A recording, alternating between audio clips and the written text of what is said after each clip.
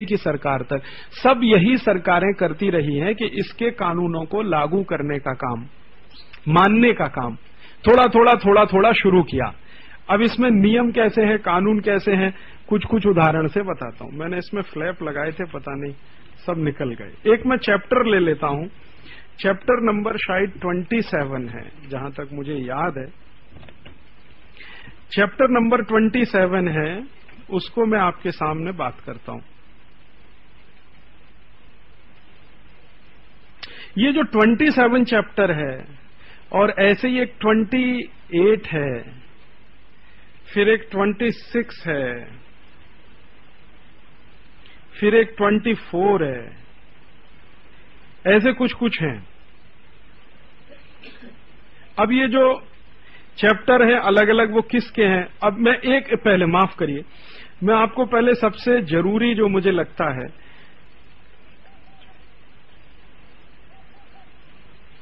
Chapter number 12 पे बात करता हूं।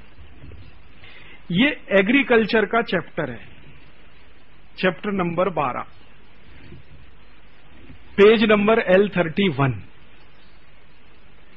उसमें एक प्रोविजन है, वो जो बार बार मैं कहता हूं ना, उसमें है डोमेस्टिक सपोर्ट करके उसका टाइटल है, डोमेस्टिक सपोर्ट। डोमेस्टिक सपोर्ट का माने घरेलू मदद। घरेलू मदद का माने हमारे देश के किसान जो कुछ भी खेती में कर रहे हैं उनको मदद जो दी जाती है सरकार की तरफ से, उसको डोमेस्टिक सपोर्ट कहते हैं। किसान जो कुछ भी करते हैं, अब क्या देती है सरकार मदद किसानों को, वैसे तो कुछ मदद देती नहीं, लेकिन जो तथाकथित मदद देती है वो क्या है, तो इसमें कहा गया है 2 तरह की मदद है। एक तो मदद ये है कि भारत सरकार हर साल कोई भी वस्तु का जो खेती से पैदा होती है उसका प्राइस फिक्स कर देती है। जैसे कॉटन पैदा हुआ, कपास पैदा हुआ, उन्होंने दाम तय कर दिया कि 2,000 रुपए क्विंटल बिकेगा। चावल पैदा हुआ तो उन्होंने दाम तय कर दिया 550 रुपए क्विंटल बिकेगा। गेहूं पैदा हुआ तो उन्होंने तय कर दिया कि मान लो 600 रुपए क्विंटल बिकेगा। कुछ भी पैदा हुआ खेती से, दाम फिक्स हो गया। ये एक तरह का सपोर्ट है। कैसा सपोर्ट है? ये ऐसा सपोर्ट है कि मान लो सरकार ने दाम तय कर दिया 2,000 रुपए क्विंटल कपास का और बाजार में भाव है 1,500 रुपए क्विंटल कपास का, तो ये जो 2,000 रुपए क्विंटल कपास का भाव है, तो ये तय ये हो गया। इसका अर्थ है कि किसान से कपास जब खरीदा जाएगा तो 2,000 रुपए क्विंटल के हिसाब से सरकार खरीदेगी। भले बाजार में 1,500 रुपए क्विंटल भाव है या 1,200 रुपए या 1,000 रुपए या हो सकता है 0 हो, फोकट में हो, कपास मिलती हो, लेकिन सरकार खरीदेगी 2,000 रुपए क्विंटल। ये एक तरह का सपोर्ट है। दूसरे तरह का सपोर्ट क्या होता है, वो आपने सुना होगा, सब्सिडी है। तो सब्सिडी माने खाद कुछ कम कीमत का मिल रहा है, बीज कुछ कम कीमत का मिल रहा है, वगैरह वगैरह, तो वो डोमेस्टिक सपोर्ट वो होता है। तो ये प्रोविजन क्या कहता है? ये प्रोविजन जो है बहुत लंबा प्रोविजन है, करीब करीब आधे पन्ने का है। मैं आपको वैसे ही उसको पढ़ के सुनाता हूं, फिर आप उसका जरा देखना जलेबी कैसी है इसमें, थोड़ी भी अंग्रेजी अगर आप जानते। Equivalent commitment shall be undertaken in respect of all products where market price support is defined in Annexure 5. अब देखिए आ गया एक रेफरेंस, Annexure 5। अब Annexure 5 इतना ही मोटा एक है, वो रखा है मेरे पास, वो मैं लाया नहीं आपको क्योंकि डर लगेगा आपको इतना सब साथ में लाता। अब एक ही वाक्य में देखिए आ गया, Equivalent commitment shall be undertaken in respect of all products where market price support as defined in Annexure 5 exist, but for which calculation of this component of the AMS is not practicable. अब ये अगर इतना सा वाक्य आपको समझना है तो Annexure 5 पढ़िए। अब Annexure 5 में इसको थोड़ा एक्सप्लेन किया हुआ है। AMS, aggregate measure for support, ऐसा करके AMS। अब AMS का मतलब सीधा सीधा सा ये है, ये तो जलेबी घुमा घुमा के, सीधा सा मतलब ये है, मार्केट के लिए फिक्स कर दिया आपने कि 2,000 रुपए क्विंटल कपास बिकेगा, 550 रुपए क्विंटल गेहूं बिकेगा, ये इतने क्विंटल, ये इतने क्विंटल, ये AMS होता है। अब वो गेट एग्रीमेंट क्या कह रहा है? गेट एग्रीमेंट में ये कहा जा रहा है कि आप इसको खत्म करिए, AMS को, माने आप सरकार की ओर से प्राइस फिक्स करना बंद करिए। क्या होगा? मार्केट फिक्स करेगा। आप मत करिए। माने सरकार ये जो कहती है कि कपास इस साल 2000 रुपए क्विंटल बिकेगा, तो ये सरकार तय नहीं करेगी, बाजार में तय होगा कि कपास 2000 रुपए क्विंटल बिकेगा या 500 रुपए क्विंटल बिकेगा।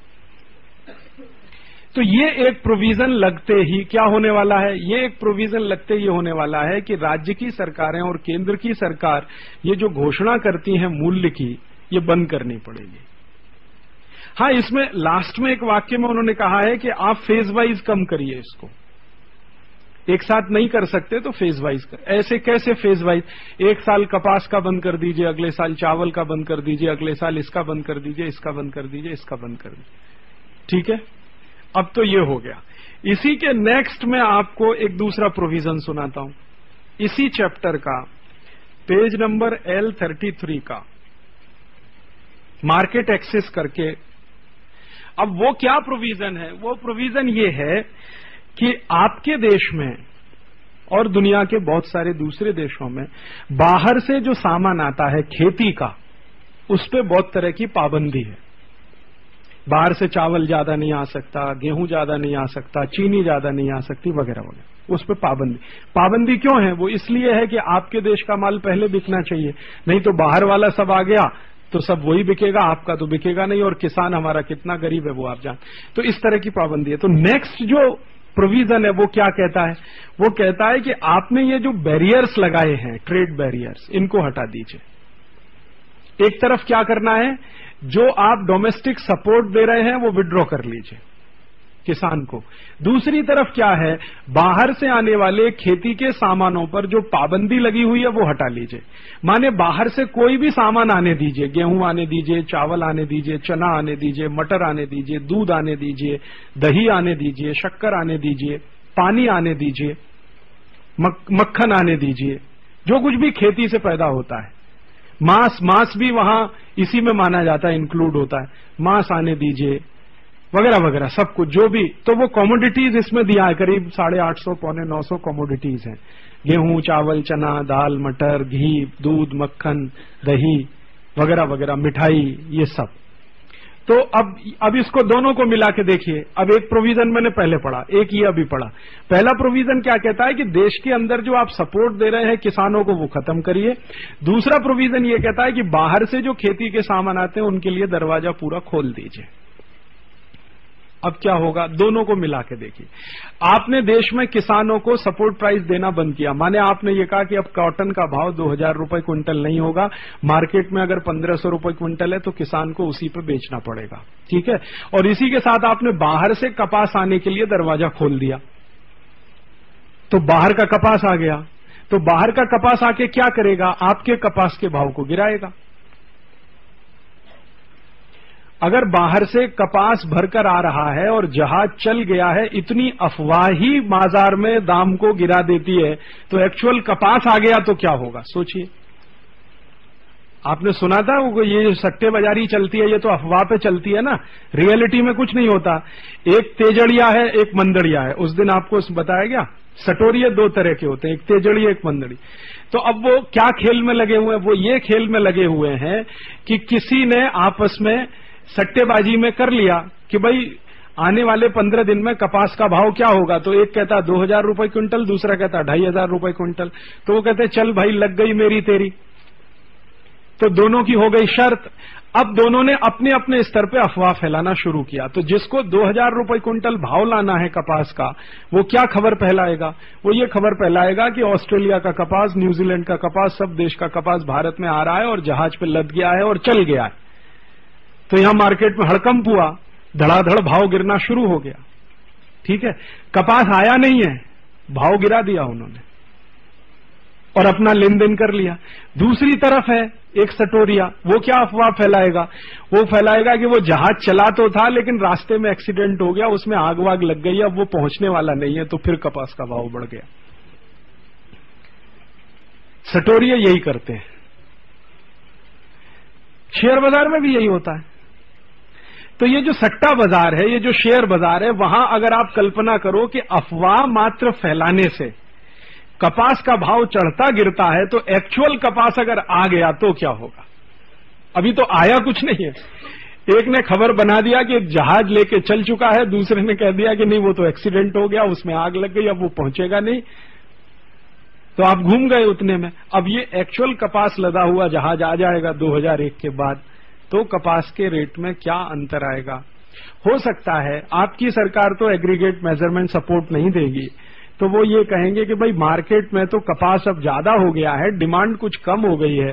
थ्योरीज तो वही है ना डिमांड सप्लाई की, डिमांड ज्यादा हो गई है, डिमांड कम हो गई है, सप्लाई ज्यादा हो गई है, तो अब तो भाव गिरना है। तो लास्ट ईयर अगर कपास 2000 रुपए क्विंटल बेचा, तो अगले साल हो सकता है 2005 में 1000 रुपए क्विंटल बिके, 900 रुपए क्विंटल बिके, 1200 रुपए quintal.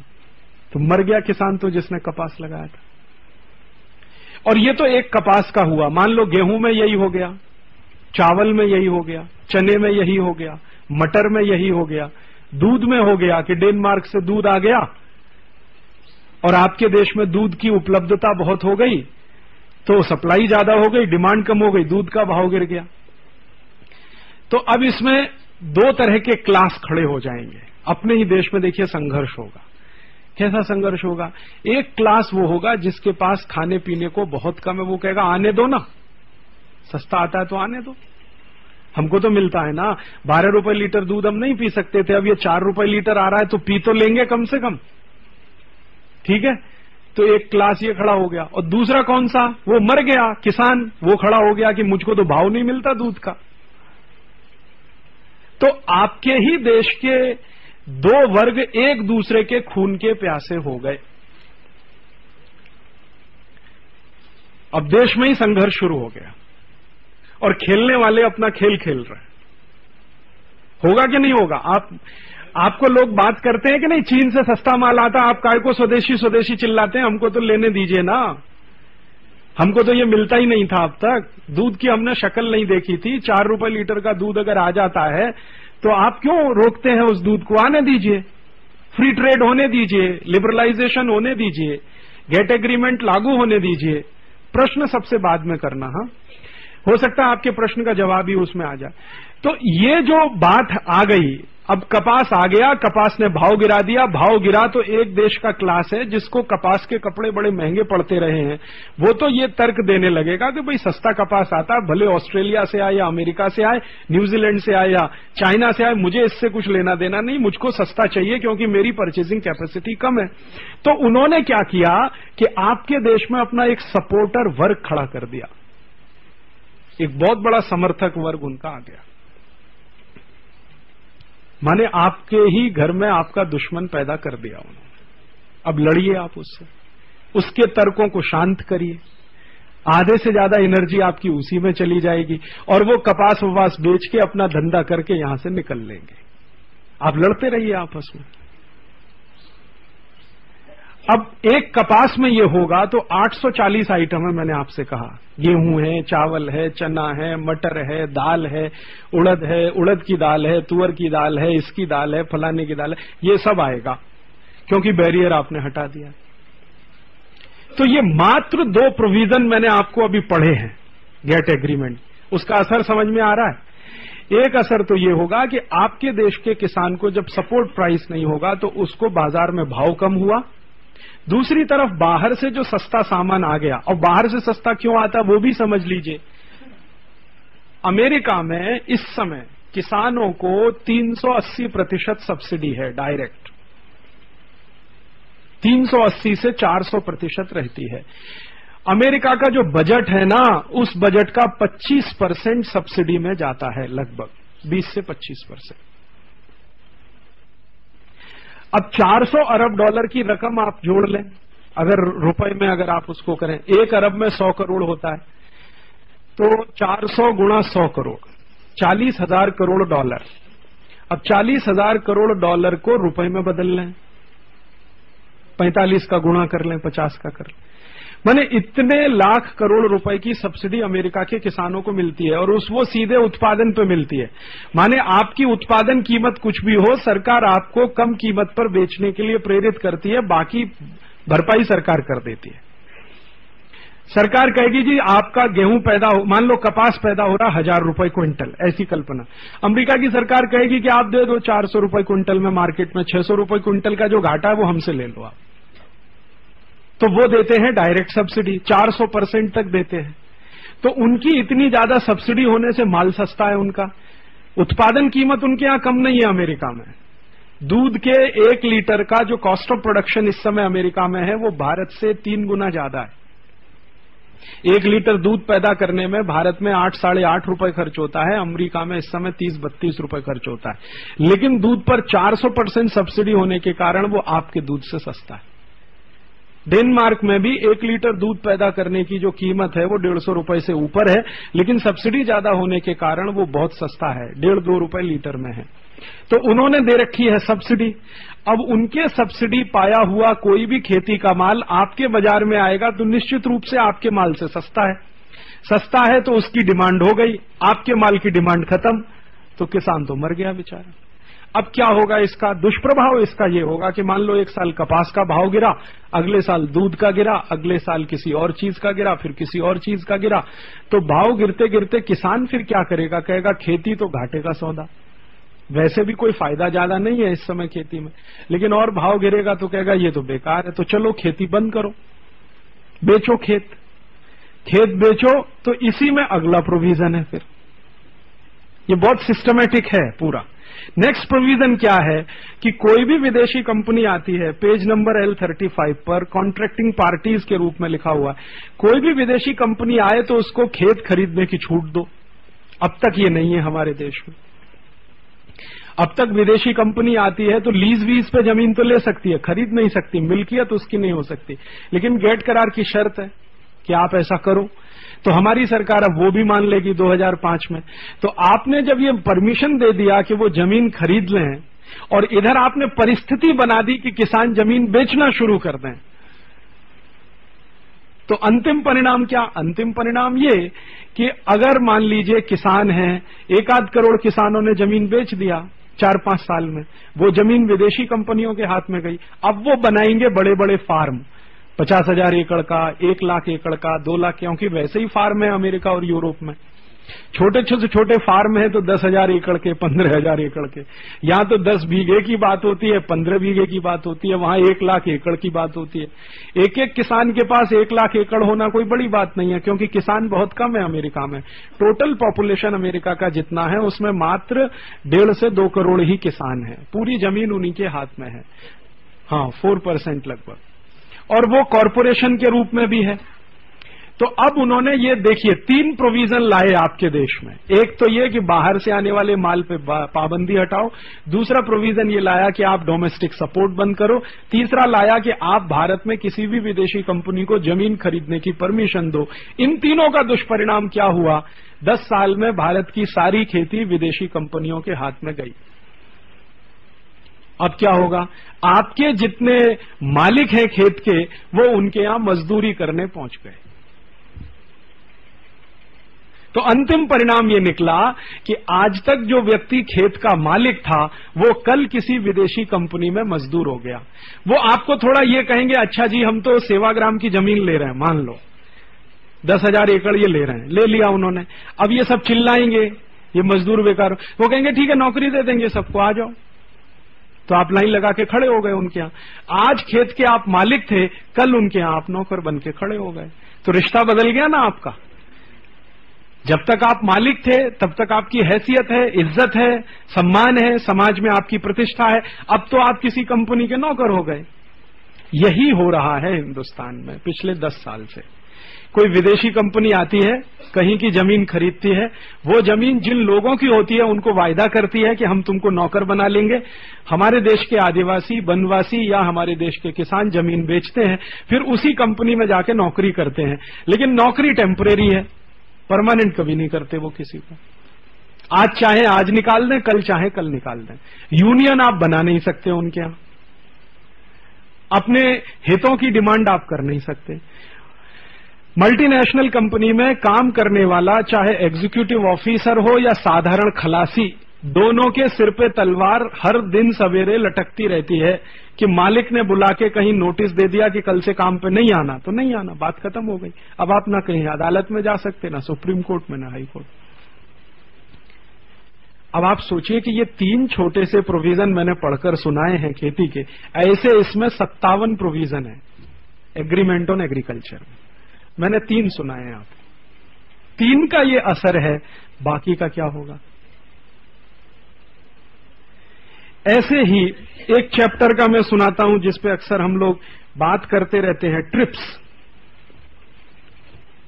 Trade related intellectual property rights. ये जो पेटेंट वेटेंट का झगड़ा है ना, इसके बारे में जो चैप्टर है उसके बारे में मैं आपसे कुछ बात करता हूं। अच्छा, ये इतना सा मैंने बोला, अब इसमें प्रश्न हो तो पूछ लो ताकि ये क्लियर होता जाए। है 2005 के बाद अभी भी वैसे लीज पे लेने का अधिकार तो अभी भी है, और छोटे मोटे स्तर पे तो खरीदना शुरू किया ही है। कुछ कुछ राज्य सरकारों ने उनको परमिशन देना भी शुरू किया है, लेकिन 2005 1 जनवरी के बाद पूरे देश में ये होगा। हाँ हाँ हाँ, मैं आपको एक छोटी सी कहानी सुनाता हूं। वो खत्म हो गया है 2005 से, वो बिल्कुल निष्प्रभावी होगा सीलिंग एक्ट, क्योंकि वो सीलिंग एक्ट हटाने के बाद ही ये प्रोविजन लागू होगा। तो सीलिंग एक्ट में चेंज किया जाएगा, और वो चेंज करने के लिए पार्लियामेंट में बिल आ गया है ऑलरेडी। लैंड सीलिंग एक्ट को भारत सरकार ने अनाउंस कर दिया है, वो चेंज करने जा रही है। शायद ये सेशन में, नहीं तो नेक्स्ट सेशन में पारित हो जाएगा।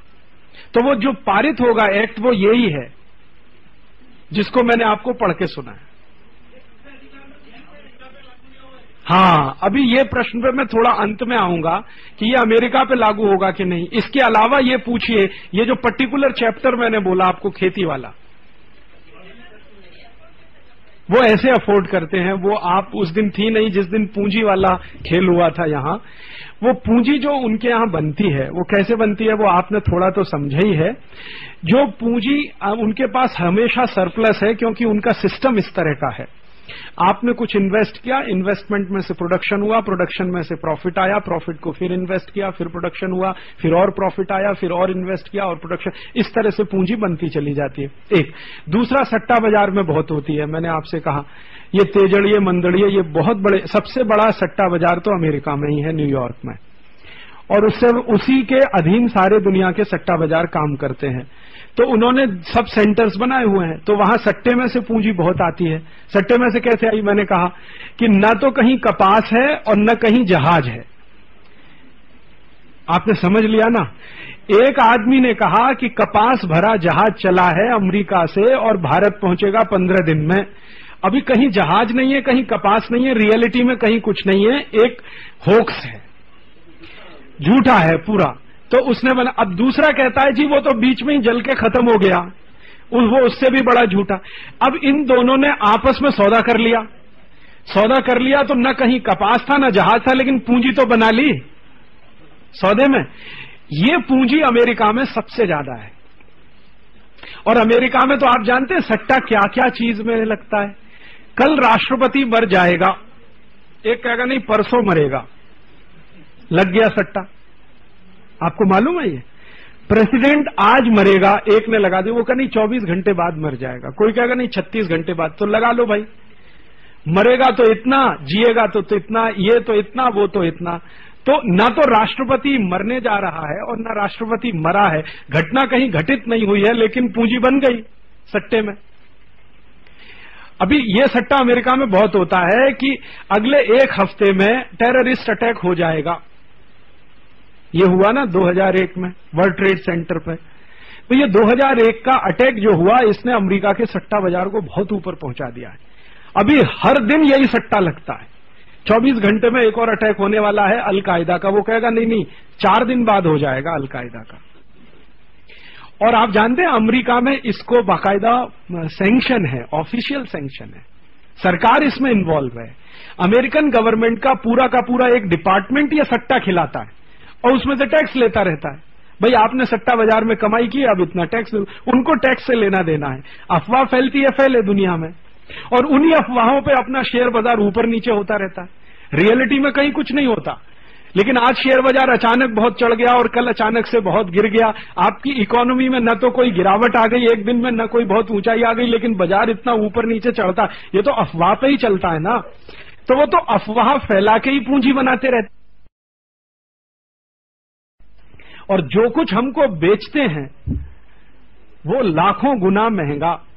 ऐसे समझ लो, अमेरिका ने हमसे खरीदा आयरन ओर, और मैं आपको एग्जैक्ट प्राइस बता रहा हूं। ये भारत से आयरन ओर अमेरिका जा रहा है 15 पैसे किलो,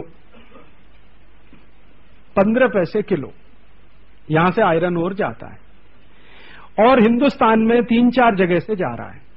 ये तो जा रहा है सबसे ज्यादा गोवा से जा रहा है, फिर ये बेलाडीला का, ये छत्तीसगढ़ का जो इलाका, ये छत्तीसगढ़ वाले बैठे हैं, जापान जा रहा है, अमेरिका जा रहा है 15 पैसे किलो। मैंने सब उनसे कैलकुलेशन करा लिया रेट, 15 पैसे किलो जा रहा है। उसी से हवाई जहाज बन रहा है, और एक हवाई जहाज आ रहा है 400 करोड़ का या 600 करोड़ का, 600 करोड़ का मान लो। हवाई जहाज का टोटल वेट निकाल लो आप, 600 करोड़ से भाग दे लो उसका, तो 1 किलो लोहे की कीमत क्या पड़ती है, आपका दिमाग काम नहीं करे। हमसे लोहे का कच्चा माल ले लिया 15 पैसे किलो में, हमको हवाई जहाज दे दिया 600 करोड़ का। एक हवाई जहाज मान लो 500 टन का हो, और हिसाब जोड़ लो आप, 500 टन 700 टन के आसपास होते हैं हवाई जहाज। कार्गो है तो 1000 टन का, इससे ज्यादा नहीं। तो आप मान लो 1000 टन का है, 600 करोड़ का आपने खरीद लिया, 600 टन मान लो, तो 600 करोड़ में कैसे, सब तो ज्यादातर लोहे से ही बने हैं। मैं ये कह रहा हूं कि आप टोटल मान लो कि ये लोहे से ही है। मशीन है, मशीन में मैक्सिमम तो लोहा ही लगता है ना, और क्या है। आइए पेंट एंड टैंक गिन लो, हमने उनसे हमारी आर्मी के लिए टैंक इंपोर्ट किया, ठीक है, उसका गिन लो आप, तो वो भी आपको पता चलेगा कि 1 किलो, हाँ मान लो 1 करोड़ रुपए किलो का मान लो, तो 1 करोड़ रुपए में आपने किलो खरीदा और 15 पैसे किलो में बेचा, पूंजी बनी कि नहीं बनी। तो इस तरह से उनके पास सरप्लस पूंजी बनती है। दुनिया के जितने भी गरीब देश हैं उनसे कच्चा माल हमेशा कौड़ी के भाव में खरीदना और उनको पक्का माल बहुत अधिक कीमत पे बेचना, ये खेल वो खेल रहे हैं पिछले 250-300 साल से। इसी के लिए उन्होंने कॉलोनाइजेशन वगैरह किया था सब जगह जाके। और इस खेल में सबसे बड़ी भूमिका निभाता है एक्सचेंज रेट। तो आपका रुपया लगातार नीचे गिराना है, डॉलर को लगातार ऊपर बढ़ाना है, वो इसी खेल के लिए कि आपका रुपया जितना कम होगा एक्सपोर्ट आपका उतना चीप होगा, उनका डॉलर जितना महंगा होगा इंपोर्ट आपका उतना ही कॉस्टलियर होगा। तो खरीदेंगे महंगा और बेचेंगे सस्ता, ये धंधे में हम पड़े हैं, इसी को एक्सपोर्ट इंपोर्ट कहते हैं। और अरुण जेटली कह रहा है कि ये तो बहुत अच्छा धंधा है एक्सपोर्ट इंपोर्ट का, और परसों उसने कह दिया कि जितना इंपोर्ट बढ़ेगा देश का विकास और होने वाला है इस देश।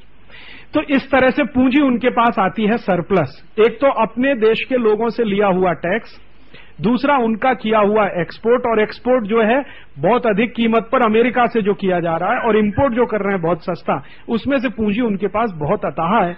और पहले पूंजी आती थी लूट करके, भारत को लूट लिया, अफ्रीका को लूट लिया, इनको लूट लिया, उनको लूट लिया, तो लूटी हुई पूंजी उनके पास है पहले से। फिर ये पूंजी और तो पूंजी ही पूंजी है उनके पास, पैसा ही पैसा है, अथाह पैसा है। अभी उनको समझ में नहीं आता क्या करें, तो वो सब्सिडी देते हैं, ये करते हैं, वो करते, तो वो सब्सिडी इतना ज्यादा इसलिए दे पाते हैं क्योंकि उनके पास कैपिटल सरप्लस है। वो सरप्लस होने के कारण ज्यादा सब्सिडी देकर सस्ता माल वो बनाकर आपके देश में बेचें, और आपकी सरकार डोमेस्टिक सपोर्ट भी खत्म कर दे किसानों का, और ऊपर से जमीन खरीदने की उनको परमिशन दे दे, सब खत्म। एक दूसरा, इसी में एक प्रोविजन है जो मैं भूल गया, ये एग्रीकल्चर टैक्स में, वो प्रोविजन ये है कि हम जो इंपोर्ट करेंगे वो कंपलसरी है बाहर से। खेती का चावल है, चना है, मटर है, दाल है, उसका एक प्रोविजन है, वो मैं भूल गया, वही चैप्टर है, और उसका प्रोविजन शायद नेक्स्ट ही प्रोविजन है। वो प्रोविजन ये हाँ L36 है ना, तो L37 है वो। L37 ये कहता है कि आपने, ये आ गया L30, वो ये कहता है कि आप जो कुछ खाते पीते हैं उसका 8% इंपोर्ट करिए, जितना खाते पीते हैं। जितना आपका डोमेस्टिक कंजम्पशन है उसका कम से कम 8% इंपोर्ट करिए मिनिमम पहले साल में। ऐसे समझिए, हम 1 करोड़ टन गेहूं खाते हैं तो 8 लाख टन विदेश से खरीदिए। 1 करोड़ टन चावल खाते हैं तो 8 लाख टन विदेश से खरीदिए। 1 करोड़ टन चीनी खाते हैं तो 8 लाख टन विदेश से खरीदिए। हाँ, जरूरत नहीं है हमें, हमारे यहां चीनी तो सरप्लस ही है इस समय, गेहूं भी सरप्लस ही है, आप जानते हैं। समुद्र में फेंकना पड़ रहा है, चीनी को बर्बाद करना पड़ रहा है, दूध भी अभी सरप्लस हो गया है। तो बहुत सारी चीजें सरप्लस हैं, जरूरत से ज्यादा, फिर भी आप इंपोर्ट करिए। अब आपके पास पहले से सरप्लस है और इंपोर्ट करेंगे तो भाव तो और गिरने वाला है, और आपको डोमेस्टिक सपोर्ट नहीं है कुछ भी किसानों को। तो होने वाला यह है कि ये 3-4 प्रोविजन खेती वाले चैप्टर के ही पूरे किसान का सत्यानाश कर डालेंगे 10 साल में या 15 साल। फिर क्या होगा, किसान वही रह पाएगा जो बहुत पैसे वाला हो या बहुत जमीन जिसके पास हो। छोटा किसान जो 5 बीघे का है, 2 बीघे का है, 3 बीघे का, उसके लिए खत्म।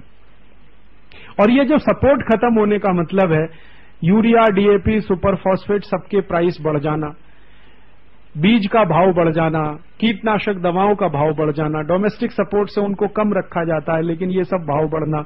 अभी भी बीज का भाव, पपैया का बीज अभी मैंने पूछा 70,000 रुपए किलो तो आज है। पपैया का बीज आज मार्केट में 70,000 रुपीज पर केजी है। 2005 के बाद आप इमेजिन करिए क्या होगा। अभी तो ये है, जबकि पूरा गेट लागू नहीं है। 2005 के बाद हो सकता है 1.5 लाख रुपए किलो हो जाए। अब कितने किसानों में दम है कि पपैया का बीज खरीद के खेती करें? तो फिर क्या होगा, जो अमीर किसान होगा वो तो कर लेगा महंगे से महंगा खरीद, साधारण गरीब किसान के तो बस का नहीं। तो इसमें होगा क्या, ये 3 ही प्रोविजन की अगर हम चर्चा करें और कंक्लूड करें इस चैप्टर को, क्योंकि एक चैप्टर में ज्यादा समय नहीं लगा सकते, तो ये होगा कि छोटे छोटे सब किसान बाजार से चले जाएंगे, खत्म हो जाएंगे, उनको आप मजदूर बना देंगे। अच्छा, ये मैं आपको एक कहानी सुनाना चाहता था। ये जो उस दिन रविंद्र शर्मा आए थे ना, इनके पास में पिछले 10 साल से जाता रहता हूं, हमारी उनकी दोस्ती है। उनके आश्रम में कभी कभी जाता हूं, उनके यहाँ किसान विसान आते हैं, मजदूर आते हैं। तो एक बार मैं ऐसे ही उनके आश्रम में बैठा हुआ था, तो एक तेलुगु किसान आ गया कुछ उससे बात करने, तो मैंने भी उससे बात किया। थोड़ा थोड़ा तेलुगु मैं समझता हूं, थोड़ा वो हिंदी समझता है, तो हमारी उनकी आपस में चर्चा शुरू हुई। तो मैंने कहा क्या करते हैं, तो कहने लगा पहले तो खेती करते थे, अब जमींदार के खेत में मजदूरी करते हैं। पहले तो खेती करते थे, अब हम जमींदार के खेत में मजदूरी करते हैं। मैंने पूछा वो कैसे हो गया? आप जब पहले खेती करते थे माने खेत के मालिक थे, अब आप नौकर हैं किसी जमींदार के खेत में, ये कैसे हो गया? तो उसने बहुत सरल भाषा में पूरा समझा दिया मुझे। उसने कहा कि ये जब से यूरिया आ गया हम सब मजदूर हो गए। Urea, DAP, super phosphate. मेरे समझ में नहीं आया। मैंने फिर उसको पूछा इसका अर्थ क्या हुआ? उसने कहा जब से यूरिया, डीएपी, सुपर फॉस्फेट आ गया हमारी खेती की लागत बढ़ गई। लागत बढ़ गई तो हमारे लिए खेती करना मुश्किल हो गया, तो हमने सोचा कि खेत बेचो और किसी जमींदार के यहां मजदूरी करना शुरू कर दो। मैंने पूछा पहले खेती कैसे करते थे? तो उसने कहा जमींदार के खेत में हिस्सेदारी थी हमारी। अब आप देखिए बात क्या हो रही है। जमींदार के खेत में हिस्सेदारी थी। हिस्सेदारी तो आप समझते ही हैं। मेरे पास 10 बीघा खेत है, मैंने किसी किसान से कहा कि भाई तुम जोतो, मेहनत करो, जितना पैदा होगा 50% तुम्हारा, 50% मेरा। तो ये तो हो गई हिस्सेदारी, माने वो भी मालिक है, मैं भी मालिक हूं, हम दोनों मालिक के हैसियत के हैं। ये अलग बात है मैं थोड़े साफ सुथरे कपड़े पहनता हूं, उसके कपड़े कुछ गंदे हैं, लेकिन हैसियत उसकी मेरे बराबर की है, वो मेरे खेत में हिस्सेदार है। तो पहले खेती होती है हिस्सेदारी की, लेकिन जब ये यूरिया, डीएपी, सुपर फॉस्फेट आ गया तो कहता हम तो हिस्सेदारी से निकल गए, क्योंकि कॉस्ट ऑफ प्रोडक्शन बढ़ गया हमारा, हमको आमदनी कम हो गई, तो हमने सोचा अब नौकरी कर लेना अच्छा है, तो हिस्सेदारी छोड़ दिया, अब वो मजदूर हो गए। तो पहले वो मालिक था, अब आपके डीएपी, सुपर फॉस्फेट, यूरिया ने उसको मजदूर बना दिया। ये तो हो गया अभी 56 साल में। अब जरा कल्पना करो कि ये गैट आ गया 2005 से, अब क्या होगा? थोड़ा सा यूरिया, डीएपी, सुपर फॉस्फेट आया, थोड़ा सा महंगा, तो ये हालत हो गई कि करोड़ों किसान जो हिस्सेदार थे वो मजदूर हो गए। अब ये पूरा गैट करार अगर आ गया तो यहां तो मजदूर ही मजदूर हैं, उनके मालिक। और अभी क्या है कि आप हिंदुस्तानी कोई किसान के मिल्कियत के खेत में मजदूरी करते हैं, फिर आप उनका भी मालिक अमेरिका में बैठा है, उसके मजदूर हो गए। यही तो होगा भाई। अमेरिका वाले यहां की खेती नहीं कराएंगे, वो अपना एक कॉन्ट्रैक्टर बनाएंगे या सब कॉन्ट्रैक्टर बनाएंगे, वो उनके लिए खेती करेगा। तो आप गुलामों के गुलाम हो गए, हैसियत तो और नीचे आ गई ना। तो वही हो गया ना। तो हम लड़ते थे कि भाई जमींदारी नहीं होनी चाहिए, अब ये तो जमींदारी से भी बड़ी जमींदारी आ गई है। हाँ, अभी भी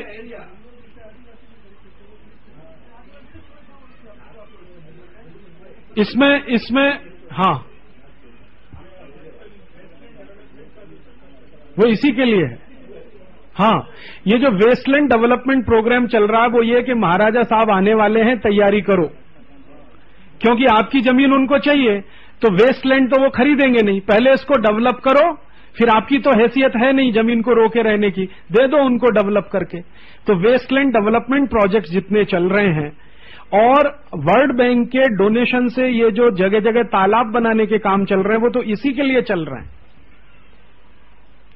अभी हमारे देश में आपने देखा है ना, एक पानी बचाने का, वाटर हार्वेस्टिंग का बड़ा अभियान चल रहा है जिसमें अन्ना हजारे जी का नाम आया। ऐसे और भी लोग हैं, राजेंद्र सिंह राणा हैं, अन्ना हजारे हैं, वगैरह वगैरह। लेकिन इसके पीछे का जरा सच आप समझिए तो आंखें खुल जाएंगी आपकी। सच ये है कि भारत सरकार उसके लिए फंड्स दे रही है, ठीक है। कापार्ट नाम की एक एजेंसी फंड्स दे रही है कि गांव गांव तालाब बनाओ। गुजरात में बने हैं 10,000 या 10,500 तालाब बने। सरकार को फंड्स दिए हैं वर्ल्ड बैंक ने कि आप हरेक जमीन के नजदीक तालाबों की व्यवस्था करो। तो सरकार वर्ल्ड बैंक से पैसा लेके तालाब खोद रही है, जगह जगह तालाब बना रही है। आपको लग रहा है देश का विकास हो रहा है। 2005 के बाद ये गेट आ रहा है, गेट आ रहा है तो जमीन खरीदने के लिए उनके लिए रास्ते खुल रहे हैं। तो आपके बने हुए तालाब, आपकी जमीन उनके काम आने वाली है, तो वो तो करेंगे ही। जो भी सरकारी पैसा लेकर एनजीओ बनाकर काम कर रहे हैं या विदेशी पैसा लेकर एनजीओ बनाकर काम कर रहे हैं, वो अल्टीमेटली 2 साल के बाद आपको लगेगा कि तो देश के तो सबसे बड़े दुश्मन यही, जिनको मैग्सेसे पुरस्कार मिल रहा है, जिनको ये तो राजस्थान वाले जानते हैं, राजेंद्र सिंह राणा को मैग्सेसे पुरस्कार मिल गया है। अन्ना हजारे को भी अभी आप देखना एक आध हफ्ते में मिल जाएगा मैग्सेसे पुरस्कार। अन्ना हजारे के इंटेंशंस बहुत अच्छे हो सकते हैं, लेकिन उसके पीछे जो पॉलिटिक्स चल रही है वो जरा समझिए। पॉलिटिक्स ये है नहीं, वो ढस गया नहीं ढस गया, वो महत्व की बात नहीं। महत्व की बात यह है, पैसा आया वर्ल्ड बैंक से, भारत सरकार की एक एजेंसी कपार्ट को, कपार्ट से आपने लिया, ठीक है, और आपने बना दिए तालाब। कहां? जहां वेस्टलैंड है, और उसको डेवलपमेंट के नाम पर बनाए। 2005 के बाद आ रहा है गेट करार, जिसमें हर विदेशी कंपनी को हजारों एकड़ जमीन खरीदने की छूट है तालाब के साथ। तो उन्होंने आके झटके में वो सब खरीद लिए। तो मेहनत आपने की, तालाब आपने बनाए, जमीनें आपकी थी, चले गए उनके हाथ में।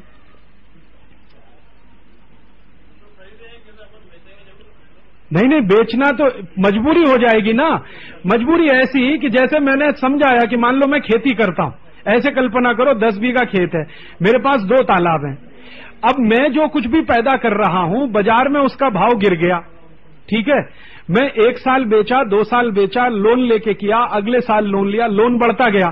एक दिन बैंक आएगी, कुड़की करेगी, क्योंकि बाजार में जो भी विदेशों से इंपोर्टेड आइटम्स आ रहे हैं वो बहुत सस्ते हैं, मुझको भाव नहीं मिल रहा है, मुनाफा होगा नहीं, तो खेती में लागत बढ़ती गई, कर्ज भी बढ़ता गया। एक दिन बैंक आकर या तो आपके पूरे खेत को ले लेगी और वो नीलामी कर देगी, नीलामी में गया आपके हाथ से, या आप ही खुद बेच देंगे बैंक का कर्जा देने के लिए कि भाई अब मैं नहीं कर सकता तो बेचो और बैंक का कर्जा पटाओ। तो परिस्थिति बना दी उन्होंने कि आप बेच ही दें उसको, वो ये नहीं कहेंगे आप बेचो, वो परिस्थिति ऐसी बनाएंगे कि आप सरवाइव ही नहीं कर सकें उस।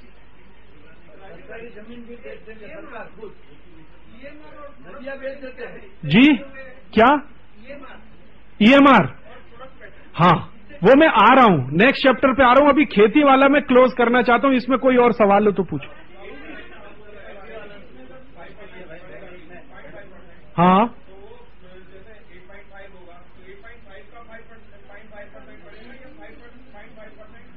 हर साल का जो टोटल डोमेस्टिक कंजम्पशन है उसका 0.5% बढ़ता जाएगा। जैसे ऐसे समझिए, पहले साल 8 लाख टन किया, अब आपका कंजम्पशन 1 करोड़ टन का है, तो उसका 0.5% निकाल लो। अगले साल फिर उतना करना है, फिर उसके अगले साल और 0.5% निकाल लो। तो मैंने ये कैलकुलेट किया, करीब 12, 14, 15 साल में आपके बाजार में आप कुछ पैदा न करें, सब कुछ वहां से आए, ऐसी स्थिति बन जाएगी। आप सिर्फ कंज्यूम करिए, प्रोडक्शन मत करिए। नहीं, अपने फेवर का प्रोविजन है, वो मैं बताता हूं। देखिए, इसमें अपने फेवर का एक प्रोविजन था, लेकिन उसका टाइम निकल गया। उसमें एक टाइम पीरियड दिया था, डेवलपिंग कंट्रीज निगोशिएट कर सकते हैं। एक प्रोविजन इसमें ऐसा था कि ये जो प्रोविजन मैंने सुनाए, इन पर आप डेवलपिंग कंट्रीज की ओर से कोई ग्रुप बना के डेवलप्ड कंट्रीज के साथ निगोशिएट कर सकते थे। निगोशिएशन क्या कर सकते थे? इतना कि अच्छा ये 8% है, इसको 6% कर दो। ये नहीं कर सकते कि इसको हटा दो इसमें से। मैंने पहले ही वो वाक्य पढ़ के सुना दिया तुमको कि ये पूरा एग्रीमेंट या तो स्वीकार करिए या तो टोटली रिजेक्ट करिए। इसमें ये नहीं कर सकते कि भाई 8% आपने जबरदस्ती है, हमारे ऊपर ज्यादती है, आप ऐसा करो 6% कर दो ये इंपोर्ट वाला, या 4% कर दो, या 2% कर दो। ये नहीं है। हाँ, वो तो मैं बाद में बताऊंगा। अभी तो मैं एग्रीकल्चर के बारे में बात कर। हाँ हाँ, उत्पादन पर, हाँ, उनकी जो लागत आती है उसका 400% आप कम करके दे दो सरकार को, सरकार आपको भरपाई कर देगी। हाँ,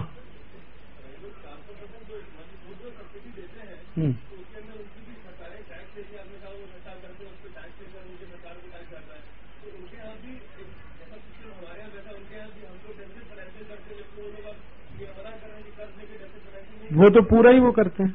अमेरिका में तो टोटली वो, हाँ, वो तो अमेरिका में तो इतना डॉलर छपता है जिसकी आप कल्पना नहीं कर सकते।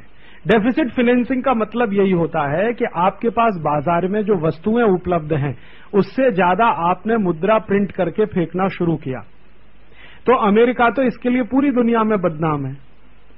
अभी आज की तारीख में दुनिया के 10-12 देश, ज्यादा बात नहीं करता, 10-12 देश, भारत, इंडोनेशिया, मलेशिया मिलकर ये बोल रहे हैं कि हम सारा सोना अमेरिका को वापस देंगे, सारा डॉलर अमेरिका को वापस देंगे, सोना दे दो हमको। तो अमेरिका पायमाल हो गया, कंगाल हो गया, दिवालिया हो गया है। हाँ, फिर भी ज्यादा है। तो उन्होंने किया हुआ है, वो मैकेनिज्म बनाया है उसका कि डॉलर भयंकर प्रिंट करने के बावजूद डॉलर का रेट नहीं गिरना, उसके लिए मैकेनिज्म बना रखे हैं। वो जो पहले दिन का व्याख्यान था वो यही बताने के लिए था। अब वो मैकेनिज्म में हम फंस गए हैं कि हमारा डेवलपमेंट हो जाएगा, हम भी उनके साथ लगे हैं। तो डेवलपमेंट तो उनका हो रहा है, हमसे तो वो चूस चूस के सब ले जा रहे हैं। जी, 1 मिनट इसमें, हाँ, एक पूछ लेने दो। हाँ हाँ हाँ, थोड़ा तो इसमें वो है। देखिए मैं आपको एक सीधी सी बात बताता हूं, एक दृष्टि की बात बताता हूं। कहीं भी सरकार की तरफ से अगर कोई प्रोजेक्ट आया है, कोई एनजीओ किसी प्रोजेक्ट को लेके आया है, एनजीओ की मेरी परिभाषा जो है, जो समाज से कुछ लेके काम नहीं करते, सरकारी फंड पे जो काम करते हैं या विदेशी फंड पे जो काम करते हैं, अगर कोई भी एक प्रोजेक्ट कोई एनजीओ लेके आया है या सरकारी पैसे से चलाया गया है, आप जान लेना वो सारा का सारा गेट करार की तैयारी के लिए ही है इस देश में। वनौषधि का इन्होंने कहा, वनौषधि आप लगाइए, इसके लिए भारत सरकार की कापाट एजेंसी बड़े पैमाने पर लोन दे रही है, लेकिन वो वनौषधियों पर 2-3 साल के बाद कंट्रोल उनका है जो जमीन खरीद ले। प्लांट आपने लगाए, मेहनत आपने की, प्लांट आपने बड़े किए, खरीद लिया उन्होंने पूरा का पूरा। हाँ, अब देखिए इसमें एनजीओ एक दूसरे तरह के भी हो सकते हैं। एक ऐसे एनजीओ जो लोगों से पैसा लेकर लोगों के काम में लगे हैं, जिनको सरकार से पैसा नहीं लेना है, विदेशी संस्थाओं से पैसा नहीं लेना, उनके ऊपर आप एक बार जरूर श्रद्धा कर सकते हैं, विश्वास कर सकते हैं। लेकिन सरकारी पैसा कहीं भी किसी एजेंसी से लेकर अगर कोई काम कर रहा है, एक बार तो जरूर आप उसको शक की नजर से देखना और आपको दिखाई दे जाएगा क्या हो रहा है। राजेंद्र सिंह राणा को रोमन मैग्सेसे अवार्ड मिला, फिर पूरे देश में उसकी यात्रा चलाई जा रही है, जल यात्रा हो रही है। उस जल यात्रा किस लिए हो रही है कि आप तालाब बनाते जाओ, 2-3 साल के बाद ये जमीन जाने वाली है उनके पास, उनको तालाब चाहिए, क्योंकि खेती उनको करनी है और बड़े पैमाने पर करनी है। तो आप तो ये कहो कि हम तो बहुत बड़ा काम करने निकल पड़े और आप तो बन गए उनके एजेंट। अच्छा, आप एक बात ध्यान देना, जो भी व्यक्ति समाज सेवा का काम अपनी हिम्मत और ताकत से करेगा, अपने समाज के पैसे की ताकत से करेगा, उसको कभी मैग्सेसे अवार्ड नहीं मिलेगा। ये पिछले 50 साल में मैं आपको पूरी लिस्ट बता सकता हूं। लेकिन जिसने भी विदेशी पैसे पर काम किया, सरकारी पैसे पर काम किया, उसको मैग्सेसे भी मिलेगा और आपको नोबेल प्राइज भी मिल जाएगा, सब मिल जाएगा, क्योंकि उनको रिकॉग्निशन उसी का कराना है जिससे काम करवाना है। हम ये राजकोट जाते हैं, बेलजी भाई के परिचित एक सज्जन है, वो नीम का पेड़ लगाने का काम करते हैं, उनको कभी मैग्सेसे अवार्ड नहीं मिलेगा। वो क्या नाम है उन भाई का जो नीम का पेड़ लगाते हैं? नीम रामजी भाई। तो एक दिन बता रहे थे कि कितने कितने वन उन्होंने बना दिए। अब मुझे लगा कि इस आदमी ने तो इतना बड़ा काम किया अकेले दम पे, उसको कभी मैग्सेसे अवार्ड नहीं मिलेगा। क्यों नहीं मिलेगा? क्योंकि वो अपनी ताकत से, अपने लोगों की मदद से कुछ कर रहा है। अगर वही काम वो कपाट की मदद से करता, वर्ल्ड बैंक के प्रोजेक्ट पर करता, 2 रोमन मैग्सेसे अवार्ड मिल गए होते अब तक उसको। ये जो अवार्ड की पॉलिटिक्स है, ये भी इसके साथ एक हिस्सा है। तो आप कई बार जो है ना, अब इसमें से एक बात निकल आएगी आ गई चर्चा में। हमारे मन में हमेशा आता है ना, किन संगठनों से सहयोग करें, किन के साथ नहीं करें, किन के साथ करें, किन के साथ नहीं करें। कार्यकर्ताओं के मन में हमेशा चलता रहता है ना। कई बार अच्छा अच्छा काम होता हुआ दिखता है तो आप कहोगे ये तो बहुत अच्छा काम कर रहा है, हम नहीं कर सकते, चलो हम इसके साथ मदद करें। तो आप ऐसे संगठनों के साथ कभी भी काम नहीं करना जो सरकारी पैसे पर और विदेशी पैसे पर काम करते, नहीं तो आप भी उसी लपेटे में आ जाएंगे। कल को क्या होगा? उनकी आदत है कुछ लोगों को खड़ा करना, उनकी मदद से काम करा लेना, फिर उनको निकाल बाहर फेंकना। ये काम उन्होंने राजा राममोहन रॉय से तब कराया था, यही काम अब राजेंद्र सिंह राणा से करा रहे। और ये जो इस तरह के लोग हैं जो सरकारी फंड्स पे काम करेंगे और विदेशी पैसे से काम करेंगे, वो प्रश्न उठाएंगे जो विदेशी प्रभाव के नहीं होंगे।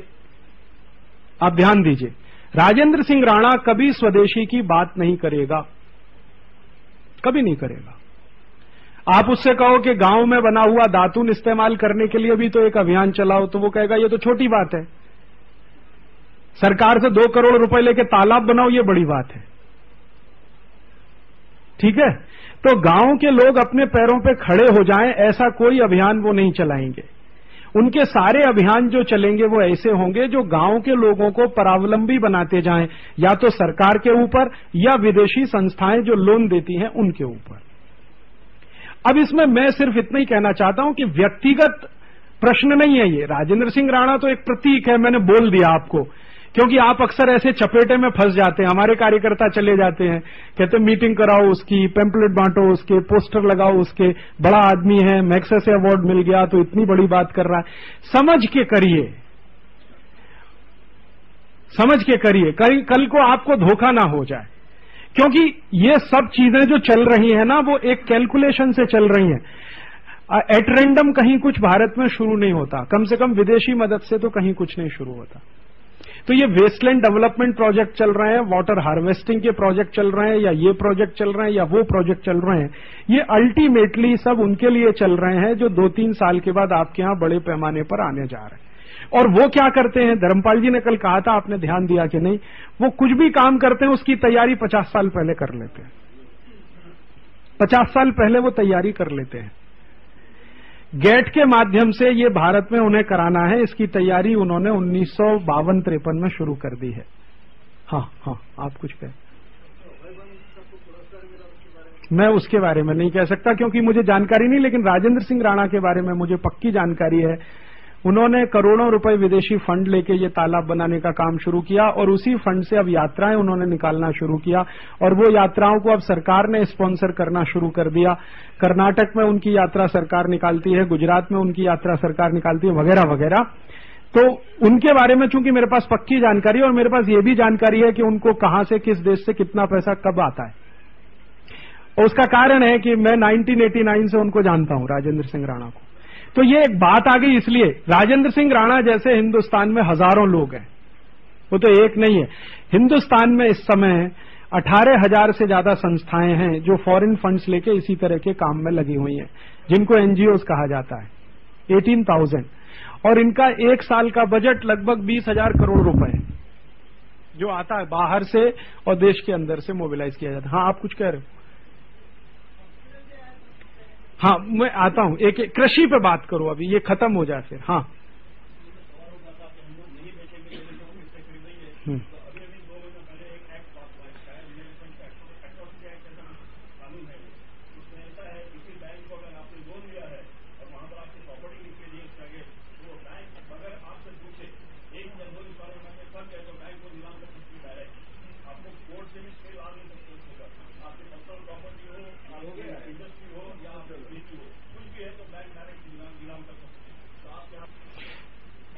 हाँ,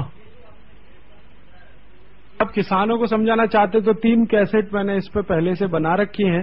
खेती और किसानों को गुलाम बनाने की साजिश उसका नाम है। 3 घंटे का पूरा व्याख्यान है।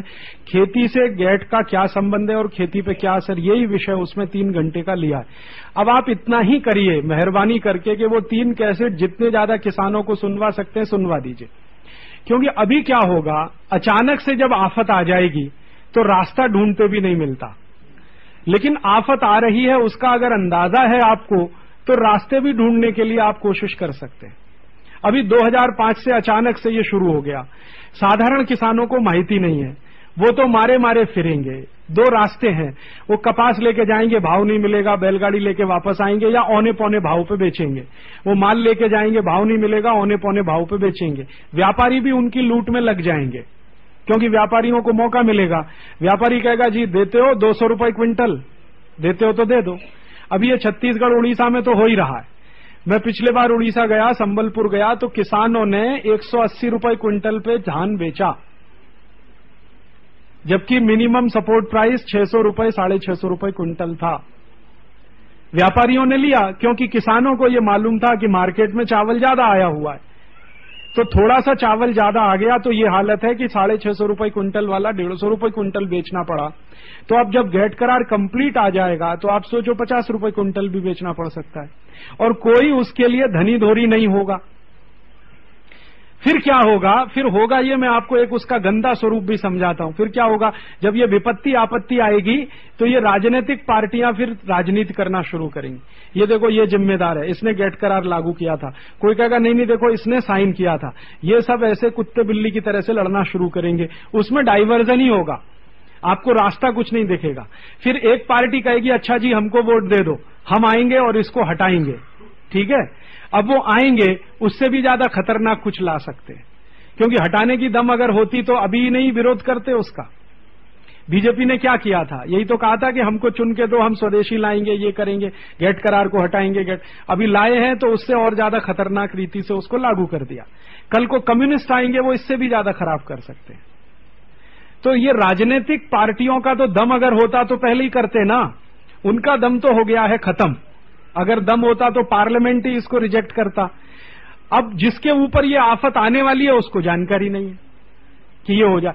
उसको इतना जरूर होगा 2 साल के बाद कि अचानक से भाव बहुत गिरेंगे, तो वो परेशान तो होगा कि भाव नहीं मिल रहा है, लेकिन ये कैसे गिर गया है भाव, ये उसको बताने वाला कोई नहीं है। हाँ,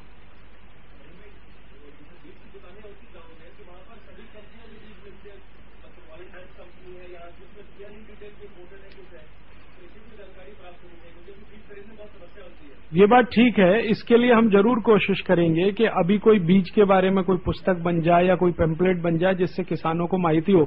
लेकिन अभी तो मैं सिर्फ इतना कह रहा हूं कि जितना हमारे पास है उतना तो पहुंचे लोगों के पास। पहले हमारे पास अभी इतना तो है ही।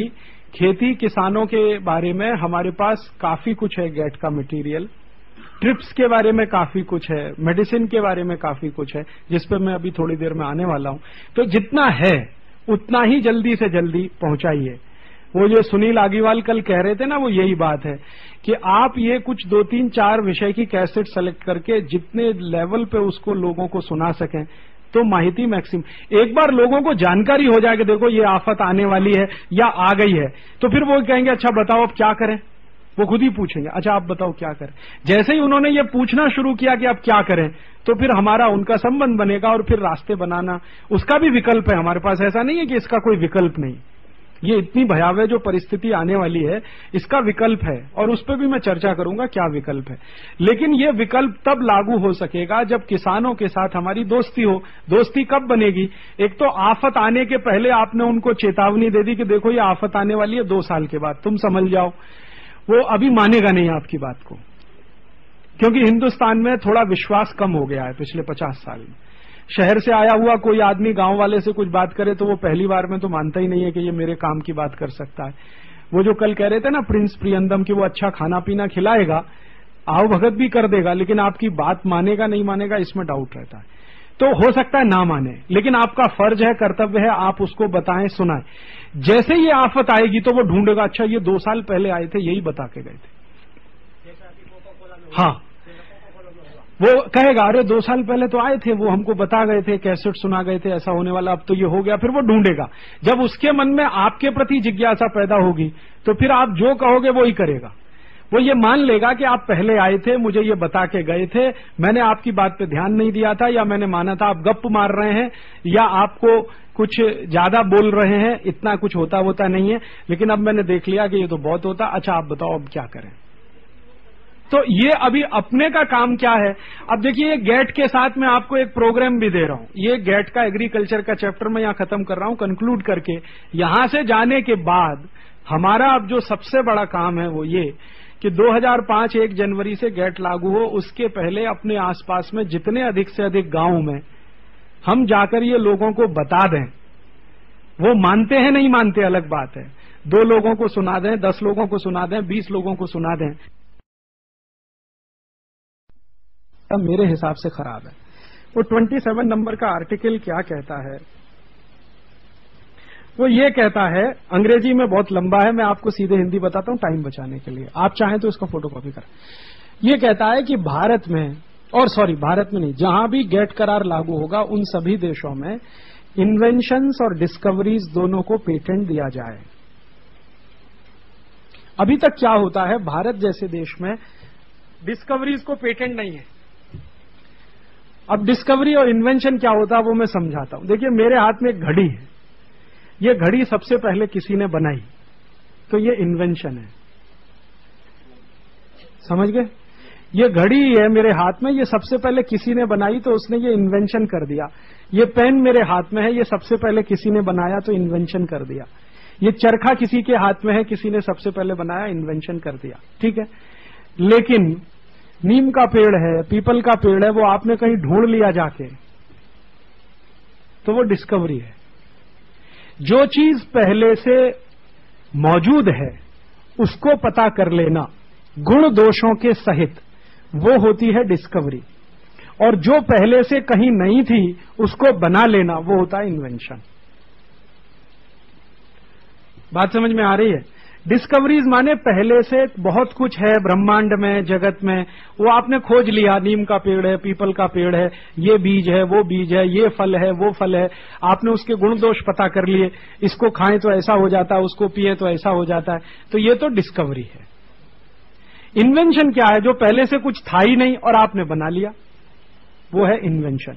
भारत में अभी क्या होता है, सिर्फ इन्वेंशंस को पेटेंट है, डिस्कवरीज को नहीं है।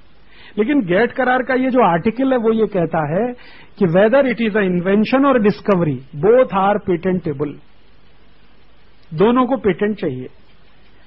अब इसका अर्थ क्या है वो समझ लीजिए। अर्थ ये है कि जैसे मैंने ये घड़ी का इन्वेंशन किया तो इस पर पेटेंट मेरा, पेटेंट का मतलब होता है लीगल राइट, एक तरह का कानूनी अधिकार। कानूनी अधिकार किस बात का? इसको बनाने का और बेचने का, दोनों, या किसी को दान करने का, दान भी करना है तो किसी को, तो ये अधिकार मेरे पास है। अच्छा, अब ये अधिकार जिस कानून से मिलता है उसी को पेटेंट एक्ट कहते हैं। हमारे देश में एक पेटेंट एक्ट बना हुआ है, 1970 से बना हुआ है। उसमें यह है कि अगर आपने इन्वेंशन किया तो उस पर तो अधिकार मिलेगा, लेकिन डिस्कवरी किया उस पर नहीं मिलेगा।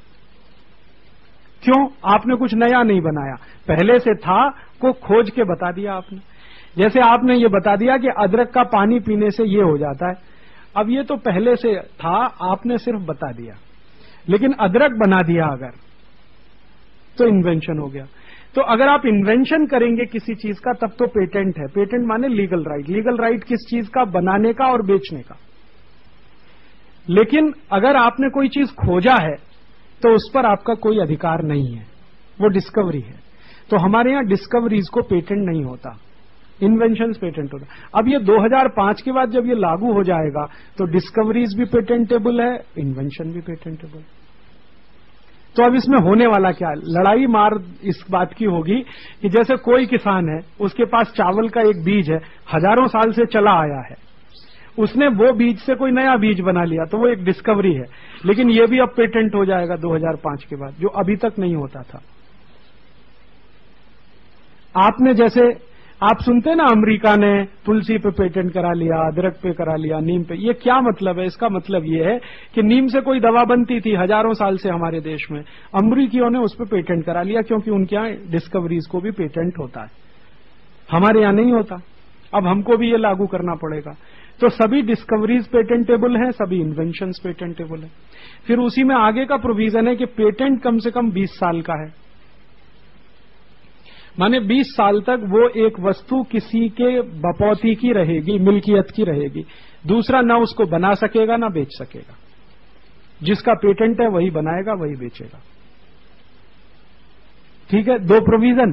तीसरा प्रोविजन है कि अगर आपने पेटेंट का उल्लंघन किया, वायलेशन किया, तो आपको एक केस चलेगा जिसको एक टेक्निकल वर्ड है, reversal of burden of proof के साथ केस चलेगा।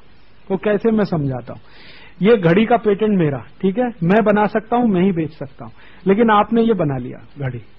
अब मैं आपके ऊपर केस करूंगा कि आपने मेरा चोरी किया पेटेंट। तो आपको अदालत में सिद्ध करना है, मुझे कुछ नहीं करना है। जो करना है वो आपको करना है। वकील आपको करना है, सिद्ध आपको करना है। मैंने चोरी नहीं की है, ये आपको समझाना है जज को। मैंने आपको आरोप लगा दिया और मेरी छुट्टी हो गई कि ये तो पेटेंट मेरा था, इन्होंने तो चोरी कर लिया। अब आप सिद्ध करते रहो कि नहीं मैंने चोरी नहीं किया, मैंने तो ऐसा किया वैसा किया, लड़ते रहो केस, मुझे कुछ करना नहीं है। ये है reversal of burden of proof. ये भारत देश में सबसे खराब एक जगह पर है, जिससे सबसे ज्यादा अत्याचार इस देश में होता है। ये बलात्कार के जितने कानून है वो सब reversal of burden of proof के कानून है। माने जिसके ऊपर बलात्कार हुआ है उसको सिद्ध करना है अदालत में कि हुआ है कि नहीं हुआ है। और इसी एक कानून के कारण सब बलात्कारी छूटते हैं इस देश में। कैसे सिद्ध करेंगे आप? हिंदुस्तान में एक ही जगह पर यह है reversal of burden of proof. वो बलात्कार के कानून, रेप के जितने भी कानून हैं वो सब reversal of burden of proof में है। और आप जानते हैं कि कितने केसेस रेप के होते हैं और कितना उसमें कन्विक्शन रेट रेप केसेस में 1% भी नहीं है। माने रेप करने वाले 100 लोग हैं, उनमें से किसी एक को सजा होती है, 99 छूट जाते हैं, क्योंकि reversal of burden of proof है इसमें। महिला को सिद्ध करना है कि उसके ऊपर बलात्कार हुआ या नहीं हुआ, जिसने किया है उसको कुछ नहीं करना है। वैसा ही reversal of burden of proof अब आ जाएगा 2005 में सभी पेटेंट कानूनों पर। तो अब जैसे कोई विदेशी कंपनी है, मान लो उसने कुछ बनाया, उसने घड़ी बनाई और मैंने भी घड़ी बनाई। अब वो मेरे ऊपर आरोप लगाएगी कि आपने तो हमारे पेटेंट की चोरी कर ली। अब आप सिद्ध करते रहिए अदालत में कि आपने चोरी की है कि नहीं की है तो कैसे की है, नहीं की है तो क्यों नहीं की है। लड़ते रहिए 10 साल, 20 साल, 25 साल। उतने समय में वो कंपनी माल बेचती रहेगी, धंधा करती रहेगी, माल बेच। किसी दिन मान लो केस जीत भी गए तो 25 साल तो गया आपके हाथ से, फंसा दिया उन्होंने। अब वो करेंगे क्या? विदेशी कंपनी वाले अपने कॉम्पिटिटर को चुन चुन के इसी कानून से मार डालेंगे सबको। कल को मान लो कोई विदेशी कंपनी आती है, हम कोई चीज बनाते हैं, वही चीज उन्होंने मार्केट में डाली और केस लगा दिया कि ये तो इन्होंने हमारा वायलेशन किया पेटेंट का। अब झगड़ा चलाते रहिए, लड़ते रहिए। हैं? हां, आप कर सकते हैं, जरूर कर सकते हैं। अगर आपकी हिम्मत है तो आप उनको अगर कर सकें ऐसा कोई केस तो आप उनको फंसा सकते हैं। लेकिन सामान्य रूप से हिंदुस्तानी जो मानस है उसको देखकर मैं कह रहा हूं कि आप एक करेंगे वो 1000 करेंगे। हाँ, वो तो तभी अगर आपके पास कोई पेटेंट है और आपको लगता है कि कोई विदेशी कंपनी ने आपके पेटेंट की चोरी की है तो आप केस कर सकते हैं, बशर्ते कि पेटेंट है। अगर पेटेंट नहीं है तो आप कोई केस नहीं कर सकते। अब वो क्या है, उन्होंने यहां क्या किया हिंदुस्तान में, ये कानून तो आएगा 2005 से, पेटेंट एप्लीकेशन उनके अभी से पड़े हुए हैं। हाँ, मैं बात करता हूं।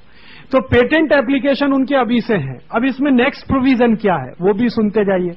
नेक्स्ट प्रोविजन है first come first get principle, माने जिसका पेटेंट एप्लीकेशन पहले आएगा पेटेंट उसको दिया जाएगा, डेट का उसमें कैलकुलेशन है।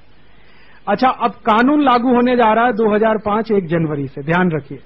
अगर किसी कंपनी ने आज के दिन में कोई पेटेंट एप्लीकेशन फाइल किया और आपने 2001 के बाद उसी के लिए पेटेंट एप्लीकेशन फाइल किया, आपको पेटेंट नहीं मिलेगा, वो कंपनी को मिलेगा, क्योंकि उसने पहले एप्लीकेशन दिया है। तो उन्होंने क्या किया है, ये तो चालाक लोग हैं अमरीकी, हम तो उतने चालाक नहीं है। उन्होंने आज ही सब एप्लीकेशन दे रखे हैं जिसका अंदाजा उन्हें है 2 साल बाद का। मैंने कहा ना, वो तो 50 साल पहले का हिसाब जोड़ के चलते हैं। तो उन्होंने वो सब एप्लीकेशन दे रखे हैं जिनकी आप कल्पना नहीं कर सकते। उन्होंने सांभर बनाने के प्रोसेस पे पेटेंट एप्लीकेशन दे रखा है, इडली बनाने के प्रोसेस पे पेटेंट एप्लीकेशन दे रखा है, उत्तप्पा बनाने के प्रोसेस पे पेटेंट एप्लीकेशन दे रखा है। उन्होंने मिरी का 40 तरह से इस्तेमाल हो सकता है उस पर पेटेंट एप्लीकेशन दे रखा है, सूखड़ी बनाने पे पेटेंट एप्लीकेशन दे रखा है। एक दिन मैं रजिस्ट्रार ऑफ पेटेंट ऑफिस में गया, मैंने कहा जरा एप्लीकेशन दिखा दीजिए किस किस कैटेगरी के हैं। तो उन्होंने कहा 1.5-2 लाख से ज्यादा एप्लीकेशन आ चुके हैं उनके पास। 85% सब विदेशी कंपनियों के हैं। मैंने कहा जरा लिस्ट लाइए, तो वो ऐसी लिस्ट है। कड़ी बनाने पे 40 पेटेंट एप्लीकेशन दिए हुए। कड़ी तो हम रोज बना के खाते हैं ना। जापान की एक कंपनी और अमेरिका की एक कंपनी ने 40 एप्लीकेशन फाइल किए हुए हैं। हाँ, होटल में बना के मार्केट में नहीं बेच सकेगा जब तक कि आप वो कंपनी की परमिशन ना ले लें। घर में तो मैंने कहा, आपको मैंने बता दिया कि जो भी काम आप मार्केट के लिए करेंगे गेट उसमें आगे आएगा, और अगर आप अपने लिए कर रहे हैं तो गेट कहीं नहीं आने वाला। ठीक है? तो अब आप होटल चलाते हैं, पेटेंट एप्लीकेशन उन्होंने कड़ी का दिया हुआ है और एक पर्टिकुलर प्रेस्क्रिप्शन पे पेटेंट मिला है, तो आप वो कड़ी बनाना चाहते हैं तो परमिशन लीजिए उस कंपनी की, उसको रॉयल्टी दीजिए उस कंपनी की, तब आप बना के बेच सकते हैं वो कड़ी। नहीं तो नहीं बेच। अगर बेचा तो वो आपके ऊपर केस करेगा कि इसने मेरा पेटेंट वायलेट किया है। हाँ जी, हाँ, हाँ,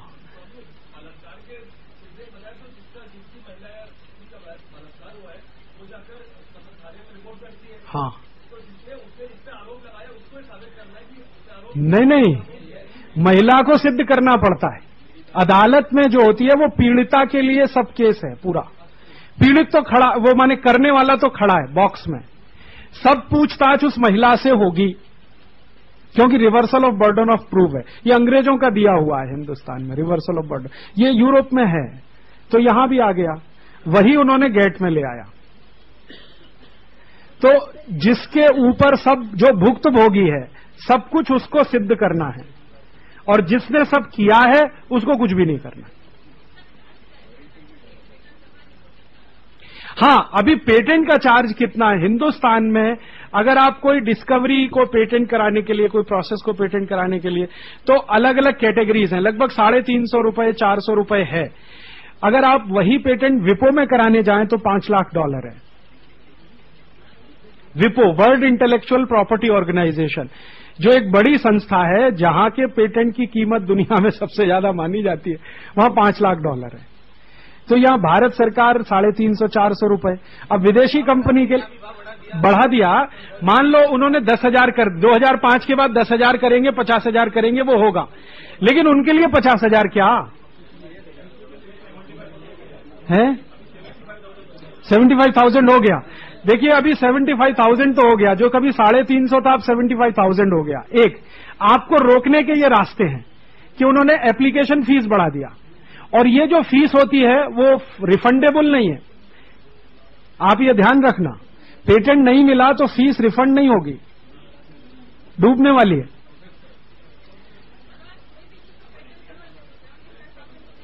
हाँ, नहीं, एप्लीकेशन फाइल करते में पेटेंट मिला नहीं मिला वो तो बात दूर की है, हो सकता है नहीं भी मिले। एप्लीकेशन फाइल होते ही आपको ये जमा कर देना है पैसा।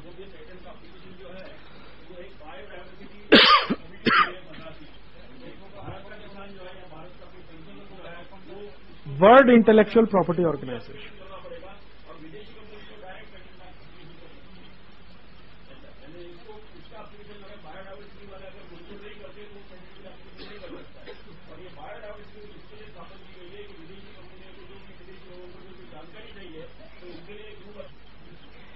तो ये पेटेंट का, ये जो पेटेंट है ना वो सभी इंडस्ट्रीज में है, सिर्फ खेती में नहीं, दवाओं में नहीं, सभी में है।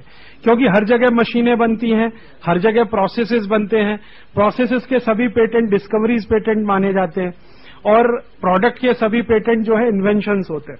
अब इसमें क्या है, एक नेक्स्ट प्रोविजन फिर क्या है, नेक्स्ट प्रोविजन ये है कि प्रोविजन जो है वो प्रोसेस को भी दो, प्रोडक्ट को भी दो। अभी तक भारत में ऐसा होता है कि प्रोसेस को ही दिया जाता है, प्रोडक्ट को नहीं दिया जाता, मेडिसिन के क्षेत्र में। बाकी क्षेत्र में तो दूसरी परिस्थिति, लेकिन 2005 के बाद आप दोनों को दो। अब ये प्रोसेस और प्रोडक्ट समझा देता हूं। घड़ी बनाया एक तरीके से, वो एक प्रोसेस है, घड़ी बन गया वो प्रोडक्ट है। तो प्रोडक्ट का एक पेटेंट, प्रोसेस का एक पेटेंट। भारत में क्या होता है कि कुछ फील्ड ऐसे हैं जहां पर प्रोडक्ट पेटेंट है, अदरवाइज नहीं है। कुछ ही फील्ड है, वो 10-12 से ज्यादा नहीं, बाकी सब में प्रोसेस है। लेकिन ये 2005 के बाद आपको सभी में करना है ये। तो अब ऐसे समझिए कि ये घड़ी बना रहे हैं, इसका प्रोसेस भी पेटेंट हो गया और घड़ी भी पेटेंट हो गई, घड़ी का डिजाइन भी पेटेंट हो गया, इसके अंदर के नंबर इस तरह से लिखे हैं ये भी पेटेंट हो गया, आपने इसमें इतने सारे खाने ये भी पेटेंट हो गया, ऐसा क्लिप है ये भी पेटेंट हो गया, ये पेन है, पेन का कैप का ये डिजाइन है ये भी पेटेंट हो गया, निब का डिजाइन है वो भी पेटेंट हो, नीचे का ये पेटेंट, सब अब हो गया। तो मैंने कहा लीगल राइट हो गया, लीगल राइट हो गया तो उसी को बनाना, उसी को बेचना, और कब तक, 20 साल तक। 20 साल के पहले ना कोई दूसरा बनाएगा ना बेचेगा उसको। बता दो। तो ये सभी क्षेत्र में होगा, ये दवा में भी होगा, उद्योग में भी होगा, टेक्सटाइल में भी होगा, खेती में भी होगा, जितने भी सेक्टर हैं सब में होगा। सर्विसेज में भी होगा। सर्विसेज में क्या होगा, जैसे स्टेट बैंक ऑफ इंडिया, उसका कोई सिंबल है, ठीक है, अब वैसा सिंबल कोई ने दूसरे ने अगर लगा लिया तो पेटेंट वायलेशन का केस। हमारा भी स्वानंद का कोई सिंबल है, हमने पेटेंट लिया, किसी दूसरे ने यूज किया, हम भी केस कर सकते। माने ये झगड़े ही बढ़ने हैं, शांति तो नहीं रहनी है। ये तुम उस पे करो, वो उस पे करे, वो उस पे करे, वो अभी तो 4 करोड़ केस पेंडिंग है। फिर जब ये आ जाएगा, आप सोचो 10 करोड़ हो जाएंगे, 15 करोड़ हो जाए। और अपनी अदालत की ये कैपेसिटी है कि 4 करोड़ केस को अगर सुझाव माने समाधान करना हो तो अरुण जेटली कहता है कम से कम 400 साल लग जाए, 350 से 400 साल लग जाएगा अभी जो केस पेंडिंग है। जब ये सब आ गया तो कल्पना करो क्या होगा। हजारों साल तो आप केस ही लड़ते रहिए, जन्म दर जन्म आप केसों में फंसे रहिए। है ना, तब तक बना सकते हैं, लेकिन वो भी बना सकता है ना। जैसे आप घड़ी बनाते हैं, ठीक है, सिटीजन कंपनी ने आपके ऊपर वायलेशन केस किया, तो अब इसमें जो प्रोविजन है वो ये कि जिसके ऊपर केस किया उसका प्रोडक्शन स्टॉप इमीडिएट, लेकिन जिसने केस किया उसका प्रोडक्शन चालू। आप जब छूट जाएंगे तब दोबारा से प्रोडक्शन शुरू कर सकते हैं। हाँ, माने एप्लीकेशन, इसका एक बोर्ड है, स्पेशल बोर्ड, जिसको डिस्प्यूट सेटलमेंट काउंसिल या डिस्प्यूट सेटलमेंट बोर्ड कहा जाएगा। तो आपने केस दे दिया, प्राइमा फेसाई उसने मान लिया, बस उसी दिन से आपके ऊपर रिस्ट्रिक्शंस आने शुरू हो जाएंगे। और जिसने केस किया है उसके ऊपर कुछ नहीं है, उसे कुछ सिद्ध भी नहीं करना है। मान लीजिए जजमेंट ये आया कि आप जीत गए और वो हार गया, तो 20 साल तो गए ना आपके। अब आप नए सिरे से शुरू करिए प्रोडक्शन, वो कंपनी आपको सरेंडर करेगी, लेकिन 20 साल में उसने जो कमाना था कमा लिया। हाँ, वो कर सकते हैं बशर्ते कि पेटेंट हो, विदाउट पेटेंट नहीं कर सकते ना। और मैंने आपसे कहा कि एप्लीकेशन उन्होंने कर लिए, आप भी एप्लीकेशन करना शुरू करिए। 75 हजार रुपए भरिए एक एक एप्लीकेशन में, अब कितने लोग लेंगे। और हो सकता है आपने जो एप्लीकेशन दिया वो पहले से आ गया है। तो जुडिशियरी ये जो है ना, देखिए एक बात ध्यान रखिए कि अभी तक भारत में ऐसा माना जाता है ना, वैसे है नहीं, वो माना यह जाता है कि जुडिशियरी इंडिपेंडेंट जैसा है, लेकिन जुडिशियरी का सारा इंडिपेंडेंस निकल जाएगा। वो गेट के नीचे आ जाएगा, पूरा का पूरा जुडिशरी उसके नीचे आ जाएगा, क्योंकि आपके सब कानून फिर वैसे ही बनेंगे। आईपीसी चेंज करना पड़ेगा, सीपीसी चेंज करना पड़ेगा, सीआरपीसी चेंज करना पड़ेगा। तो ये जो गुलामी है गेट की, वो मैंने थोड़ी देर पहले कहा कि ये इतनी खतरनाक गुलामी है जो ईस्ट इंडिया कंपनी भी कभी नहीं लाई, अंग्रेजों ने जो नहीं लाई, यूरोपियन लोगों ने नहीं लाई, उससे भी ज्यादा खतरनाक ये गुलामी है। और इसलिए लड़ाई भी आप समझ लीजिए उतनी ही ज्यादा मुश्किल होने वाली है। अंग्रेजों की लड़ाई बहुत आसान थी, आज ये हम बिल्कुल कह सकते हैं, बहुत विश्वास के साथ कह सकते हैं, अंग्रेजों से लड़ाई बहुत आसान थी। जो भी हमारे क्रांतिकारी लड़ गए वो बहुत आसान लड़ाई लड़ गए, आपको उससे 1000 गुनी ज्यादा मुश्किल लड़ाई लड़नी है। अंग्रेज थे तो दुश्मन आपका एक था, सामने दिखाई देता था। यहां तो अंदर ही अंदर दुश्मन खड़े होने वाले। मैंने आपको खेती का एक उदाहरण दिया था कि चीप इंपोर्ट आएगा तो मजदूर चिल्लाएगा कि मुझको सस्ता माल मिल रहा है, क्यों रोकते हो। किसान चिल्लाएगा कि मुझे भाव नहीं मिल रहा है। तो मजदूर और किसान एक दूसरे के दुश्मन बन के खड़े हो गए। अब आप पहले लड़ाई लड़ेंगे या इनके झगड़े सुलझाएंगे। अंग्रेजों के खिलाफ तो यह था कि मजदूर भी और किसान भी और कारीगर भी सब मिलकर लड़ सकते थे। यहां तो सब भाई भाई दुश्मन हो गए एक दूसरे के। तो एक गेट के समर्थन में हो गए, दूसरे गेट के विरोध में हो गए, हम ही लड़ रहे हैं आपस में। एक तरफ शरद जोशी हो गए और शरद जोशी की पूरी टीम हो गई, एक तरफ हम हो गए। वो हमको दुश्मन कहते हैं, हम उनको दुश्मन कहते हैं, और दुश्मन हम दोनों का वो अमेरिका में बैठा हुआ है। यही तो हो रहा है ना आज भी। तो ये लड़ाई आज की थोड़ी मुश्किल है, और मैं फिर रिपीट कर रहा हूं कि ज्यादा मुश्किल लड़ाई ज्यादा समझदारी से ही लड़ी जा सकती है। समझदारी हमारी होनी चाहिए। किस पे? भीख मांगने में। ये मैंने देखिए, अब घड़ी देखिए तो 12 बज रहा है, आपके भोजन का समय हो रहा है, और मैं अब इसको खत्म करना चाहता हूं। लेकिन अगर आप लोगों की इच्छा हो तो इसको थोड़ा कंटिन्यू कर सकते हैं। इस सेंस में कंटिन्यू कर सकते हैं कि अभी मैंने 2 चैप्टर लिए, अभी इसमें टेक्सटाइल बाकी है, ये व्यापार वाला जो ट्रेड का है वो बाकी है, सर्विसेज का बाकी है, ये बैंक वाले बैठे हैं, बीमा वाले बैठे हैं। तो उसमें से 2-2, 3-3 प्रोविजन इसी तरह से लेके सुना देता हूं एक। और अंत में मैं आपको एक बात और बताना चाहता हूं, समझाना चाहता हूं कि आपको कुछ अंदाजा लग रहा है कि ये कितने खतरनाक लोग हैं। आपको ये समझ में आ रहा है? मैंने आपसे थोड़ी देर पहले कहा कि ये गेट का जो ड्राफ्ट मेरे सामने रखा है, ये 50 साल पहले तय हुआ है, आपके सामने अभी आया है। उनको अंदाजा था, क्योंकि मैंने बताया ना, हर 30-40 साल में उनकी इकोनॉमी में रिसेशन आता है, यूरोप और अमेरिका में। वो रिसेशन को दूर करने के लिए वो पहले से प्लानिंग करके रखते हैं। अभी ये रिसेशन आएगा तो कहां युद्ध करना है, अभी ये आएगा तो क्या करना है, क्या करना है, क्या करना। वो 50 साल पहले से हिसाब करके, कैलकुलेशन करके चलते हैं। और हम इस मानसिकता के, भाई आ जाएगा तो सोचेंगे, ठीक है ना। जैसे अभी इन्होंने कहा, पिंगले जी ने कहा, भाई जो सबका होगा हमारा हो जाएगा। ये हमारी मानसिकता। ये दोनों मानसिकताओं में जमीन आसमान का फर्क है। उनका मन ऐसे चलता है कि अगले 50 साल में क्या क्या हमें करना है, उसकी वो माइक्रो लेवल पे कैलकुलेशन शुरू कर देते हैं, कमीशन बन जाते हैं, स्टडीज होने लगती हैं, सब होने लगता है। हमारी मानसिकता ये है कि भाई आ जाएगी सिर पे तो देख लेंगे, आ जाएगी तो सब मदद करने के लिए इकट्ठे भी हो जाएंगे, पहले से कुछ नहीं करेंगे। अब ये जो 2 अलग तरह की मानसिकताएं हैं, इसलिए संघर्ष थोड़ा कठिन है। अगर हमारी भी मानसिकता ऐसी होती कि हम भी 50 साल पहले से सोच लेते कि ये यूरोप और अमेरिका में हर 30 साल में रिसेशन आता है, और रिसेशन आता है तो वो ये काम करते हैं, ये करते हैं, तो अपने को बचाने का तरीका क्या, हम भी सोच लेते ये 50 साल पहले 1947-42 में।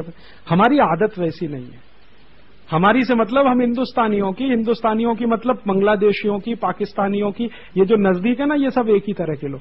तो ये जो मन है वो अलग अलग तरीके से चलता है। यूरोपियन और अमेरिकन जो मन होता है, जो माइंड होता है, वो एक तरह से काम करता है। हिंदुस्तानी मन जो है एक अलग तरीके से काम करता है। ये इतना डिफरेंशिएशन कैसे है? तो मैं नेक्स्ट जो आपसे शेयर करना चाहता हूं वो ये कि ये भी जरा हमें समझ लेना चाहिए कि उनका मन ऐसा क्यों काम करता है। आपके मन में ये है कि वो सबको लूट मारी करके सब भर भर के अपने घर में ले जाने का ये मानस कैसे आता है? ये इसको लूटो, उसको लूटो, यहां मार करो, वहां मार करो। एक इंटरेस्टिंग बात बता दूं, यूरोप की पूरी फिलॉसफी में ट्रेड और प्लंडरिंग में कोई फर्क नहीं है। प्लंडरिंग माने लूटपाट, लूटपाट को ही व्यापार कहा जाता है। आप इस बात को ध्यान रखना। यूरोप के जितने भी बड़े फिलोसोफर हुए, जैसे अरिस्टोटल है, देकार्ते है, लेबिनिज है, जो बनाते हैं समाज की फिलॉसफी, हमारे यहां ऋषि मुनि बनाते हैं, उनके यहां फिलोसोफर्स, उन सभी ने ये माना है कि व्यापार और लूट मार में कोई अंतर नहीं है, वो एक ही है। माने जब वो ये कहते हैं ना कि हम व्यापार कर रहे हैं, तो आप जान लो कि वो लूट मार कर रहे हैं। हमारे लिए दोनों अलग अलग है। हम लूटमार और व्यापार में हमारे लिए जमीन आसमान का फर्क है। हम व्यापार भी करते हैं तो बहुत एथिक्स के साथ करते हैं कि सवेरे जवान दे दी आपको ये भाव की, तो यही भाव पे बेच रहे हैं, भले दोपहर को भाव कुछ भी हो गया। तो हमारा मन तो ऐसे चलता है, एथिक्स वाले हैं, नियम वाले हैं, संयम वाले हैं, कानून, अपने आत्म संयम वाले हैं वगैरह। और वो इस तरह के हैं कि कहीं भी लूट मार कर लो वो भी व्यापार है, किसी को भी मार दो वो भी अच्छा ही है, नहीं मार दो गुलाम बना लो वो भी अच्छा है। तो ये जो मन बना है उनका, वो कैसे बना है वो थोड़ा हमें समझ लेना चाहिए। तो क्या होगा कि थोड़ा मैं मानता हूं कि थोड़ी समझ पूरी जैसी हो जाएगी, नहीं तो अधूरा अधूरा। अभी जैसे आपके मन में ये आने लगेगा, उनके मन में दया नहीं आती बिल्कुल कभी कि ये करोड़ों लोग मर जाएंगे भूखे, नहीं आती, क्योंकि मन वैसा बना हुआ है। उनके मन में करुणा नहीं आती कभी। आप कहते हैं ना कि मनुष्य तो सब एक ही होते हैं, प्रेम है, प्यार है, करुणा है, ये तो यूनिवर्सल है। ये यूनिवर्सल है, लेकिन उसके परसेप्शंस अलग अलग हैं, अर्थ सबके लिए अलग अलग है। आपके लिए दया, प्रेम, करुणा का जो अर्थ है वो यूरोपियन के लिए नहीं है। वो ये कहेंगे कि ये गेट करार लागू करके हम आपके ऊपर दया ही कर रहे हैं, आपको अपने से मिला रहे हैं ना, तो ये दया ही कर रहे हैं, या आपके प्रति हमारा प्रेम ही है जो ये हम दिखा रहे हैं आपको। आपने किसी का आलिंगन किया और उसकी हड्डियां तोड़ के चटका दिया, आपने कहा तो मैंने तो आलिंगन ही किया था ना, अब तुम्हारी हड्डी टूट गई तो क्या करो। हाँ, तो ये जो मान्यता है ना, वो कहेगा भाई मैंने तो प्रेम करने के लिए गले मिला, अब आपकी हड्डी टूट गई तो क्या करूं। अब उसका तो वैसा है, मन भी वैसा है, शरीर भी वैसा। जैसा मन होता है वैसे ही शरीर बनता है, और जैसा मन चलता है वैसे विचार आते हैं। आप तो जानते हैं ना, मन की गति से ये सब होता है। मन में आपने कुछ धारण कर लिया तो वैसी दुनिया बनाएंगे आप। भाई आप अपने घर में आपने कुछ मन में तय किया हुआ है, आपका ड्राइंग रूम वैसा होगा, आपका डाइनिंग रूम वैसा होगा, आपका सोफा सेट वैसा होगा, आपका किचन वैसा होगा, आपका पूजा घर वैसा होगा, ठीक है। दूसरे के घर में वैसा नहीं मिलेगा, उसने कुछ और सोचा हुआ है तो उसका वैसा होगा। किसी का किचन घर के बाहर मिल जाएगा, किसी का घर के अंदर मिल जाएगा, किसी का बाथरूम बाहर मिलेगा, किसी, ये सब मन का खेल है। वो कहा है ना, मन के हारे हार है, मन के जीते जीत। सब खेल तो मन से ही होता है, हारना जीतना भी मन से होता है। तो उनका मन कैसा है, हमारा मन कैसा है, ये थोड़ा हम अगर समझ लेंगे तो ये सब जो लगता है ना, ये आपको भयावह नहीं लगेगा, नहीं तो इसमें डर लगेगा आपको। और मैं नहीं चाहता कि हम डरें। अभी क्या है कि ये गेट करार का मैं ज्यादा सुनाता नहीं हूं, व्याख्यान में भी 5-7 मिनट में खत्म कर देता हूं, क्योंकि डर आ जाता है। अरे इतना होने वाला है, इतना खराब होने वाला है, प्रलय आ जाने वाली है। अब मुझे मालूम है कि आने वाली है, लेकिन मैं नहीं सुनाता, क्योंकि और क्यों डराना उसको। थोड़ी बहुत हिम्मत है वो भी चली जाएगी। आप तो थोड़ा और डरा देंगे तो अंत में तो यही कहेगा ना, जो सबका होगा मेरा भी हो जाएगा, सब भूखे मरेंगे, मैं भी मर जाऊंगा। तो ये डर का ही तो प्रतीति है। भाई मेरी हिम्मत नहीं है अब कुछ करने की, तो मैंने मान लिया अब जो सबका होगा मेरा भी हो जाए। तो ये नहीं करना है हमें, हमारा भी ना हो, हम किसी और का भी ना करें। तो उसके लिए थोड़ी एक समझ अगर बन जाए हमारी कि उनका मन कैसा है, उनका विश्वास कैसे है, उनकी परंपराएं कैसी हैं, उनकी मान्यताएं कैसी हैं। मन से ही मान्यताएं निकलती हैं। वो क्या मानते हैं, हर चीज को कैसे करते हैं, ट्रेडिशंस में, घर में, घर के बाहर, प्राइवेट लाइफ में, पब्लिक लाइफ में, वगैरह वगैरह। ये यूरोपियंस और अमेरिकन्स, वो मैं एक थोड़ी सी बात और सुनाना चाहता हूं। फिर उसके बाद आपको ये बात और बिल्कुल क्रिस्टल क्लियर हो जाएगी, क्योंकि ये प्रश्न मेरे मन में भी आते थे जब भी हम धर्मपाल जी के साथ चर्चा करते थे, और धर्मपाल जी ये सुनाते थे कि 10 करोड़ लोगों को मार डाला अमेरिका में। तो मेरे मन में ये आता था, इनको दया नहीं आती बिल्कुल, 10 करोड़ को मार दिया। हम तो एक को चांटा मारे तो फिर सोचना शुरू कर देते हैं कि ठीक मारा था कि गलत मारा था, और मार दिया गलत तो फिर प्रायश्चित करना शुरू कर देते हैं।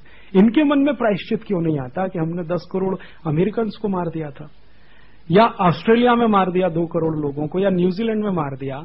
कभी इन्होंने सोचा नहीं किया। ये प्रश्न मैं धर्मपाल जी से अक्सर करता था कि हम जब इतने द्रवित होते हैं, किसी को मरता हुआ देख लें, कहीं सड़क पे खून दिखाई दे जाए तो वॉमिटिंग सेंसेशन हो जाता है कि अरे इतना खून पड़ा।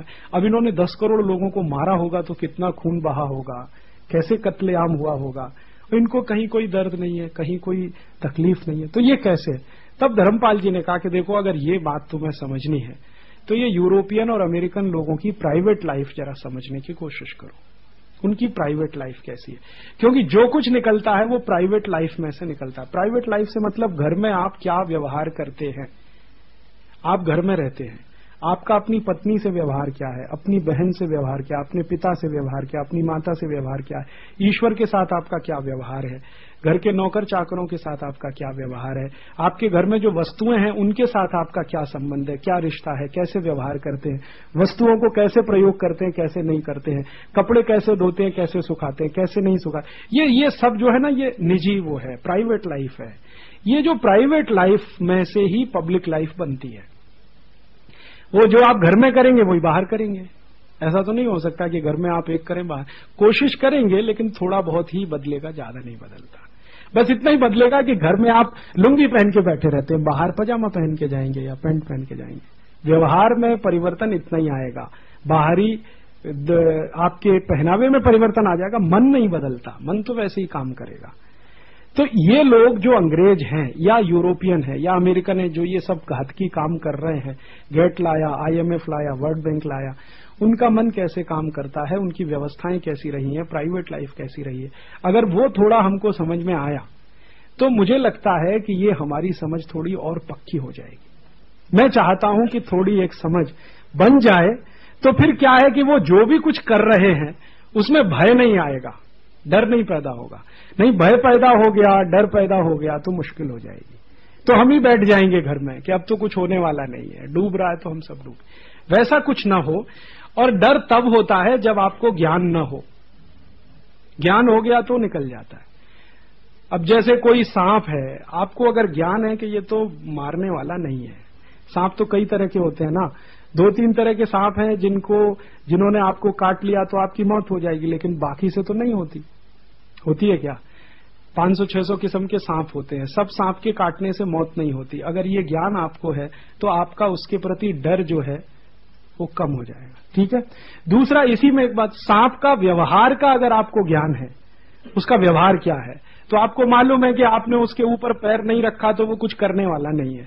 अब ये कृष्णमूर्ति भाई बताते रहते हैं कि ये खेत में काम करते हैं, सांप इनके पड़ोस से निकल जाता है। फिर एक दिन ये बता रहे थे कि इनका कुत्ता और सांप खेलते रहते हैं, वो कुत्ता उसको भौंकता रहता है, वो उसको फुफकारता रहता है, दूसरा एक दूसरे को काटता नहीं है। तो हमें व्यवहार मालूम है कुत्ते का भी और सांप का भी, तो ना हमें कुत्ते से डर लगता है ना सांप से डर लगता है। इन्होंने एक दिन बताया कि इनके कुत्ते के ऊपर सांप सो रहा था। अब ये कुत्ते के ऊपर सांप सो रहा था तो आपके ऊपर भी सो सकता है। ये जो छोटे बच्चे हैं उनको डर नहीं लगता, क्योंकि वो इस पछड़े में नहीं पड़ते, वो पकड़ लेते हैं हाथ से। अब आप पकड़ते हैं कि नहीं पकड़ना, काट लेगा। हो सकता है नहीं भी काटे, हो सकता है काटे, और जरूरी नहीं है कि सब सांप के काटने से ही मौत हो जाए, लेकिन आधे से ज्यादा लोग तो ऐसे ही मर जाते हैं सांप काटने से कि सांप ने काट लिया। 3-4 जहरीले सांप हैं, उसमें रसल्स वाइपर है, करत है, कोबरा है और 1-2 है, वही काटने से मरता है आदमी, बाकी से तो कोई प्रश्न ही नहीं है मरने का। लेकिन डर हमें सभी से लगता है, क्योंकि हमें किसी के व्यवहार का पता नहीं है। ऐसे ही बिच्छू है, बिच्छू काटने से डर लगता है, लेकिन बिच्छू का व्यवहार अगर हमें मालूम है कि वो कब काटेगा कब नहीं काटेगा। ठीक है, कुत्ते से डर लगता है, लेकिन कुत्ते का व्यवहार हमें मालूम है वो कब भौंकेगा कब नहीं भौंकेगा। गाय से बहुत लोगों को डर लगता है, रोटी खिलाते खिलाते भी दूर से, कहीं मार न दे हमको। तो ये डर क्यों है? क्योंकि गाय के व्यवहार का अंदाजा नहीं है। अगर अंदाजा हो जाए तो उससे भी डर नहीं लगेगा। जब भी दुनिया में कोई भी काम करते समय आपको क्रियाओं का अंदाजा हो, प्रतिक्रिया का अंदाजा हो, ज्ञान थोड़ा हो, तो डर सबसे कम होता है। तो ये अंग्रेजों से, यूरोपियन लोगों से, अमरीकियों से डरने की बात नहीं है। और ये डर हमारा निकल जाएगा अगर उनके व्यवहार के बारे में हमें पता चल जाए। हमें मालूम नहीं है कि वो व्यवहार कैसा करते हैं। अगर हमें मालूम हो तो फिर उसी के हिसाब से रणनीति बना सकते हैं। तो मुझे आज के समय में 10-11 साल ये सारा काम किया, अब मैं इस निष्कर्ष पे पहुंचा हूं कि अगर आजादी बचाओ आंदोलन या कोई भी संगठन देश के लिए कुछ करना चाहता है और खासकर ये अंग्रेजियत की और गुलामी की व्यवस्था से निकाल कर पूरे देश को अपनी व्यवस्था में लाना चाहता है, ऐसे हर व्यक्ति को गुलामी लाने वाले लोगों के व्यवहार का ज्ञान होना, उनके मन का ज्ञान होना, उनकी प्राइवेट लाइफ का ज्ञान होना बहुत जरूरी है। मुझे जब से ये हो गया मेरे मन से डर निकल गया। पहले मुझे भी डर लगता था, 94-95 में मैं भी डरता था ये गेट करार पढ़ते पढ़ते कि अरे ऐसे हो जाएगा, वैसे हो जाएगा, इतना हो जाएगा। लेकिन अब ये डर नहीं है, क्योंकि मुझे थोड़ा अंदाजा हो गया है कि उनका व्यवहार कैसा है, उनका मन कैसा है। अब आपको किसी के व्यवहार के बारे में पता है तो आप उसी तरह से अपने को डिफेंस कर सकते हैं या ऑफेंसिव बना सकते हैं। आपको मालूम है कि आपके घर में आने वाला आपको सीधे गाली ही देने वाला, उसका व्यवहार ऐसा है, तो आप अभी से तैयारी कर सकते हैं कि क्या करना उसके साथ। अगर आपको पता नहीं है कि जो आने वाला है उसका व्यवहार कैसा है, तब तो आप फंसने वाले हैं। तो हमारे यहां ये जो आने वाले हैं बड़े पैमाने पर 2005 के बाद जब ओपन ट्रेड होगा, फ्री ट्रेड होगा, ग्लोबलाइजेशन होगा, तो हमें पता तो होना चाहिए कि इनका मन कैसा है, व्यवहार कैसा है, व्यक्तित्व कैसा है, उनकी प्राइवेट लाइफ कैसी है, उनकी पब्लिक लाइफ कैसी है। तो मैं एक व्याख्यान घंटे 1.5 घंटे का उस पर देना चाहता हूं, जो मेरी समझ बनी है पिछले 10 साल थोड़ा अध्ययन करके, धर्मपाल जी से चर्चा करके, कुछ किताबें पढ़ के, वो मैं आपको बताना, क्योंकि आपको वो करना पड़ेगा तो 10 साल आपको लग जाएगा। हाँ, तो ये 10 साल आप बिगाड़े नहीं, मैंने तो बिगाड़ा, लेकिन आप ना बिगाड़े। उतना ज्ञान अगर, उतनी समझ हो गई तो ये सब कुछ जो खेल चल रहा है, गेट का, वर्ल्ड बैंक का, IMF का, ये सब आपको समझ में आने लगेगा। और वो समझ बन जाए तो मुझे इस बात का कोई गम नहीं है कि आप आजादी बचाओ आंदोलन में रहें या न रहें, आप छोड़ के भी चले जाओ तो मुझे कोई गम नहीं है। मुझे इतना संतोष होगा कि एक समझ वाला नागरिक हमने बना लिया। हमारी तो बहुत बड़ी भूमिका ये है कि एक समझदार व्यक्ति इस देश में हमने पैदा कर दिया, हमारी मदद से, हमारे आंदोलन की मदद से या हमारे कामों की मदद से। और यही अगर समझदार लोग बढ़ते चले गए, 1000, 2000, लाख, 2 लाख, 3 लाख, यही व्यवस्था को बदल देंगे। जिनको एक बार समझ में आ गया कि ये ऐसे चलती है व्यवस्था और इसका स्वभाव ऐसा है, व्यवहार ऐसा है, तो इसके विपरीत व्यवस्था कैसी होगी, उसका स्वभाव कैसा होगा, व्यवहार कैसा होगा। आपका पड़ोसी है, उसका व्यवहार स्वभाव आपको मालूम है, तो पड़ोसी से रिश्ते कैसे बनाने हैं वो आप जानते हैं। होता है कि नहीं होता? मेरे पड़ोस में रहने वाला मांसाहारी है, दारू भी पीता है, ये भी करता है, तो मुझे मालूम है कि उससे क्या रिश्ते बनाने। लेकिन मेरे बगल में रहने वाला मेरे जैसा है तो मुझे मालूम है कैसे रिश्ते। तो हमारे बगल में रहने वाले ये देश, थोड़ा दूरी पर यूरोप और अमेरिका, इनका स्वभाव, इनका व्यवहार, इनका मन, किस में से ये सब निकलता है, वो थोड़ा अगर समझ में आए, फिर उसके बाद ये गेट, IMF, वर्ल्ड बैंक, ये सब प्रश्न आपके लिए बहुत आसान हो जाएंगे। क्योंकि इतना सब सुनने के बाद गांव वाला भी पूछेगा आपसे कि ये सब इतने अत्याचारी, इतने घातकी हैं, इतने निरंकुश हैं, इतने डेस्पोटिक हैं, कहीं कोई प्रेम नहीं, कहीं कोई करुणा नहीं, कहीं कोई मन में ये नहीं, तो उसके जवाब तो देने पड़ेंगे, क्योंकि वो उसकी समझ बनाने में मदद करेंगे। तो वो जवाब आप इसी तरह से दे पाए। अपने 1 मिनट कह के खत्म कर रहा हूं, थोड़ा लंबा हो रहा है, लेकिन चूंकि आ गया विषय इसलिए कि अपने को पूरे भारत देश की कोई भी किताब में, कोई भी शिक्षा में ये बताया ही नहीं जाता कि यूरोप की प्राइवेट लाइफ कैसी है। हमें कुछ नहीं मालूम उनके बारे में। हमें बस इतना मालूम है कि उनके यहां फ्लाईओवर्स इतने बने हुए हैं, क्योंकि हम थोड़े गए हैं। हमारे जैसे कुछ लोग, ये कृष्णमूर्ति जैसे, बेलजी भाई जैसे कुछ गए हैं विदेश में, तो उन्होंने देखा है फ्लाईओवर है, फ्लाईओवर के ऊपर फ्लाईओवर है, रोड के ऊपर रोड है, 200 मंजिल इमारत है, 500 मंजिल इमारत है, 1000 मंजिल इमारत है, रात भर बिजली से जगमगाती है और इतना प्रकाश करती है, दिन में भी रात रहता है, रात में भी दिन रहती है, ट्रेन 1 मिनट लेट नहीं होती है, फ्लाइट में, एयरपोर्ट पे हर मिनट एक हवाई जहाज उतरता है, एक्सीडेंट नहीं होता, वगैरह वगैरह। ये सब हम कहते ही है ना, लेकिन इसके पीछे जो काम करने वाला मन है वो तो आदमी का है, वो कैसा, वो नहीं मालूम हमें। उनकी प्राइवेट लाइफ क्या है वो नहीं मालूम हमें। अगर आपको किसी सिविलाइजेशन को समझना हो तो उसकी प्राइवेट लाइफ सबसे पहले समझनी पड़ती है, उसी में से सब निकलता है। तो अगर ये यूरोपियन सिविलाइजेशन इतना डेस्पोटिक है, इतना प्लंडरिंग वाला है, इतना निरंकुश है, लूटपाट है, घातकी है, तो ये है कैसे, क्यों है ऐसे? हम ऐसे क्यों नहीं है? हमारा मन ऐसे क्यों नहीं सोचता कि हम जाएं और श्रीलंका पे कब्जा कर लें? या हमारा मन ऐसे क्यों नहीं कहता कि हम पूरा इंडोनेशिया, मलेशिया जाएं और सबको एक तरफ से हिंदू बना डालें? इन्होंने हमको मुसलमान बनाया, हम सबको हिंदू बना दें। ऐसे क्यों नहीं सोचता हमारा मन? हमारा मन ऐसा क्यों सोचता है कि मुसलमान भी आया तो पहले पानी तो पूछ ही लेंगे कि यार गुड़ खा लो और पानी पी लो, फिर बात करते, भले वो हमारा दुश्मन ही क्यों नहीं। तो हम तो ऐसे सोचते हैं और उसके हिसाब से एक्शन करते हैं। वो बिल्कुल दूसरे तरह से सोचते हैं और एक्शन करते हैं। मुझे एक बहुत महत्व की बात धर्मपाल जी ने कही, थोड़े मैं रोज सवेरे उनके साथ टहलने जाता हूं, इसलिए आपके पास मैं सवेरे के सत्र पे नहीं रहता। ये मेरा नियम है कि जब मैं यहां रहता हूं वर्धा में, तो उनके साथ रोज सुबह 1-2-2.5 मील हम लोग, माफ करिए 2-2.5 किलोमीटर पैदल चल के जाते हैं, फिर आते हैं। वो पैदल चलना नहीं है, उसमें हमारा बहुत एजुकेशन होता है। मैं उनसे पूछता हूं, वो जवाब देते हैं, मैं पूछता हूं, वो जवाब देते हैं, मैं पूछता हूं, वो जवाब। ऐसे ही अभी क्या हुआ, थोड़े दिन पहले एक उदयन वाजपेयी नाम के व्यक्ति आए, बड़े हिंदी के लेखक हैं। मैं उदयन वाजपेयी, धर्मपाल जी हम गए ऐसे ही घूम। उदयन वाजपेयी ने एक प्रश्न किया और बड़ा इंटरेस्टिंग। उन्होंने कहा कि ये यूरोप के लोग स्किन के लिए इतने ऑब्सेसिव क्यों हैं? इसको आप समझिए ऐसे, और शेक हैंड करेंगे, हाथ मिलाएंगे, हम तो नमस्ते करेंगे दूर से, आप वहां खड़े हैं, मैं यहां खड़ा हूं, मैं नमस्ते, वो नहीं, वो शेक हैंड करेंगे, और शेक हैंड भी करेंगे तो पूरा यहां तक हाथ पकड़ेंगे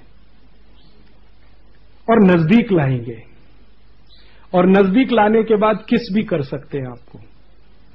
तो उदयन वाजपेयी ने एक प्रश्न पूछा कि ये किस करने के लिए इतने परेशान क्यों रहते हैं अजनबी आदमी के साथ भी, सिर्फ अपने परिचितों के साथ नहीं। हम तो परिचित के साथ करेंगे, मेरा बेटा है, मेरी बेटी है, आपका बेटा, आपकी बेटी, आप उसको ये सब कर सकते हैं, लेकिन वो अजनबी के साथ भी करेंगे जिससे उनका दूर दूर तक कोई रिश्ता नहीं है। और ऐसे बहुत उदाहरण आपको मिलते रहते हैं। तो उन्होंने एक बड़ा अच्छा, मुझे बहुत इंटरेस्टिंग लगा कि ये क्या जवाब देते हैं धर्म। तो धर्मपाल जी ने कहा वो तो उनकी प्राइवेट लाइफ से देख लो, मिलेगा। तो मैंने कहा प्राइवेट लाइफ, तो बताया कि ये किताब है, ये किताब है, ढूंढ लो। तो मैंने ढूंढा, तो मैंने कहा इसमें तो बड़ा इंटरेस्टिंग है। इंटरेस्टिंग क्या है, उनको सब सामने वालों से डर लगता है, इसलिए उसको छू के देख लेते हैं कि कोई हथियार वथियार तो नहीं है।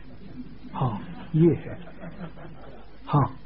और जब वो गले मिलेंगे, आलिंगन करेंगे, तो पूरा पीठ पे हाथ फिराएंगे, आपके यहां हाथ फिराएंगे, पीठ पे ऐसे पकड़ लिया और ऐसे हाथ फिराएंगे, पीछे तो कुछ छुपाया नहीं है आप।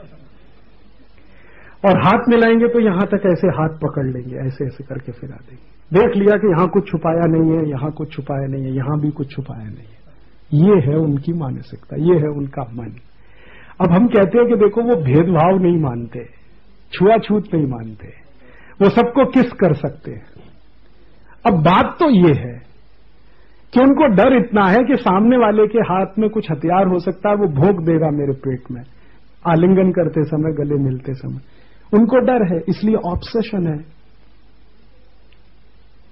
अब उस दिन घूम गया, हमारा दिमाग तो घूम गया, फिर उसी हिसाब से देखना शुरू किया तो बहुत सारी बातें समझ में आ गई।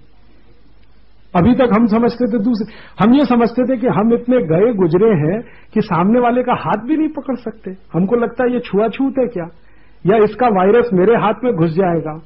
वो नहीं है, हमें डर नहीं है ना सामने वाले से, उनको डर है हर एक के साथ।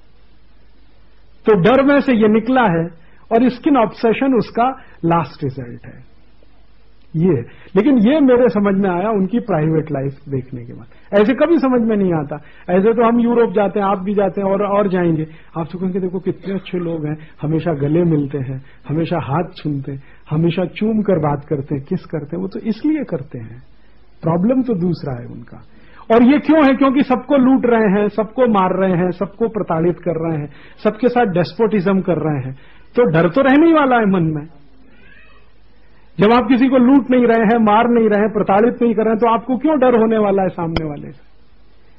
तो ये एक छोटी सी घटना है, लेकिन ये घटना से कुछ समझ हमारी बनती है। तो मैं आपको एक समझ ऐसी देना चाहता हूं कि ये यूरोपियंस लोगों ने इतने बड़े बड़े होटल्स क्यों बनाए हैं, इतने बड़े बड़े फ्लाईओवर्स क्यों बनाए हैं, उनके यहाँ मेहमानों के साथ क्या बात करने की परंपरा है, उसमें से समझ में आएगा।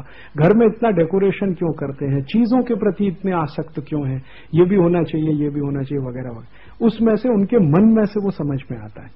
आपका मन अगर वैसा नहीं है तो आपको कोई मतलब नहीं है। हमारे बहुत करोड़पति घरों में जाएंगे, कुछ मिलेगा नहीं चटाई के अलावा, चटाई पे सो रहे हैं। और उनके यहाँ करोड़पति होने का मतलब ये है कि घर में ज्यादा स्थान वस्तुओं का हो, बाकी ओपन स्पेस कम से कम हो। वस्तुओं से भरना है घर को, ओपन स्पेस नहीं रखना है। स्पेस का उनका एक कॉन्सेप्ट है, हमारा बिल्कुल दूसरा कॉन्सेप्ट है। हम ओपन स्पेस चाहते हैं। तो आप करोड़पति, मैं तो जाता हूं दक्षिण भारत में, करोड़पति घरों में जाता हूं, एक चटाई रखी हुई है, एक ये रखा है, बस सोते हुए, खाली घर है, स्पेस ज्यादा है, वस्तुएं कम है। यूरोप में आपको कोई करोड़पति का घर ऐसा नहीं मिलेगा जहां स्पेस ज्यादा हो, वस्तुएं कम। वहां वस्तुएं ज्यादा होंगी, ओपन स्पेस कम से कम होगा। तो वस्तुओं से क्यों इतने जुड़े हुए हैं, तो वो उनके मन में से समझ में आएगा। तो ऐसी कुछ छोटी छोटी बातें समझ में आएंगी, तो ये भी समझ में आएगा कि वो किसानों के साथ ऐसा क्यों करना चाहते हैं, हमारे इंडस्ट्रीज लोगों के साथ क्यों करना चाहते हैं, वगैरह। अगर ये समझ बन जाए तो फिर उसकी काट क्या है, वो भी हमारी समझ बन जाए। बस इतना ही मुझे कहना है, बहुत समय हो गया है आप लोगों का। इसी पे हो जाएगा, चलिए।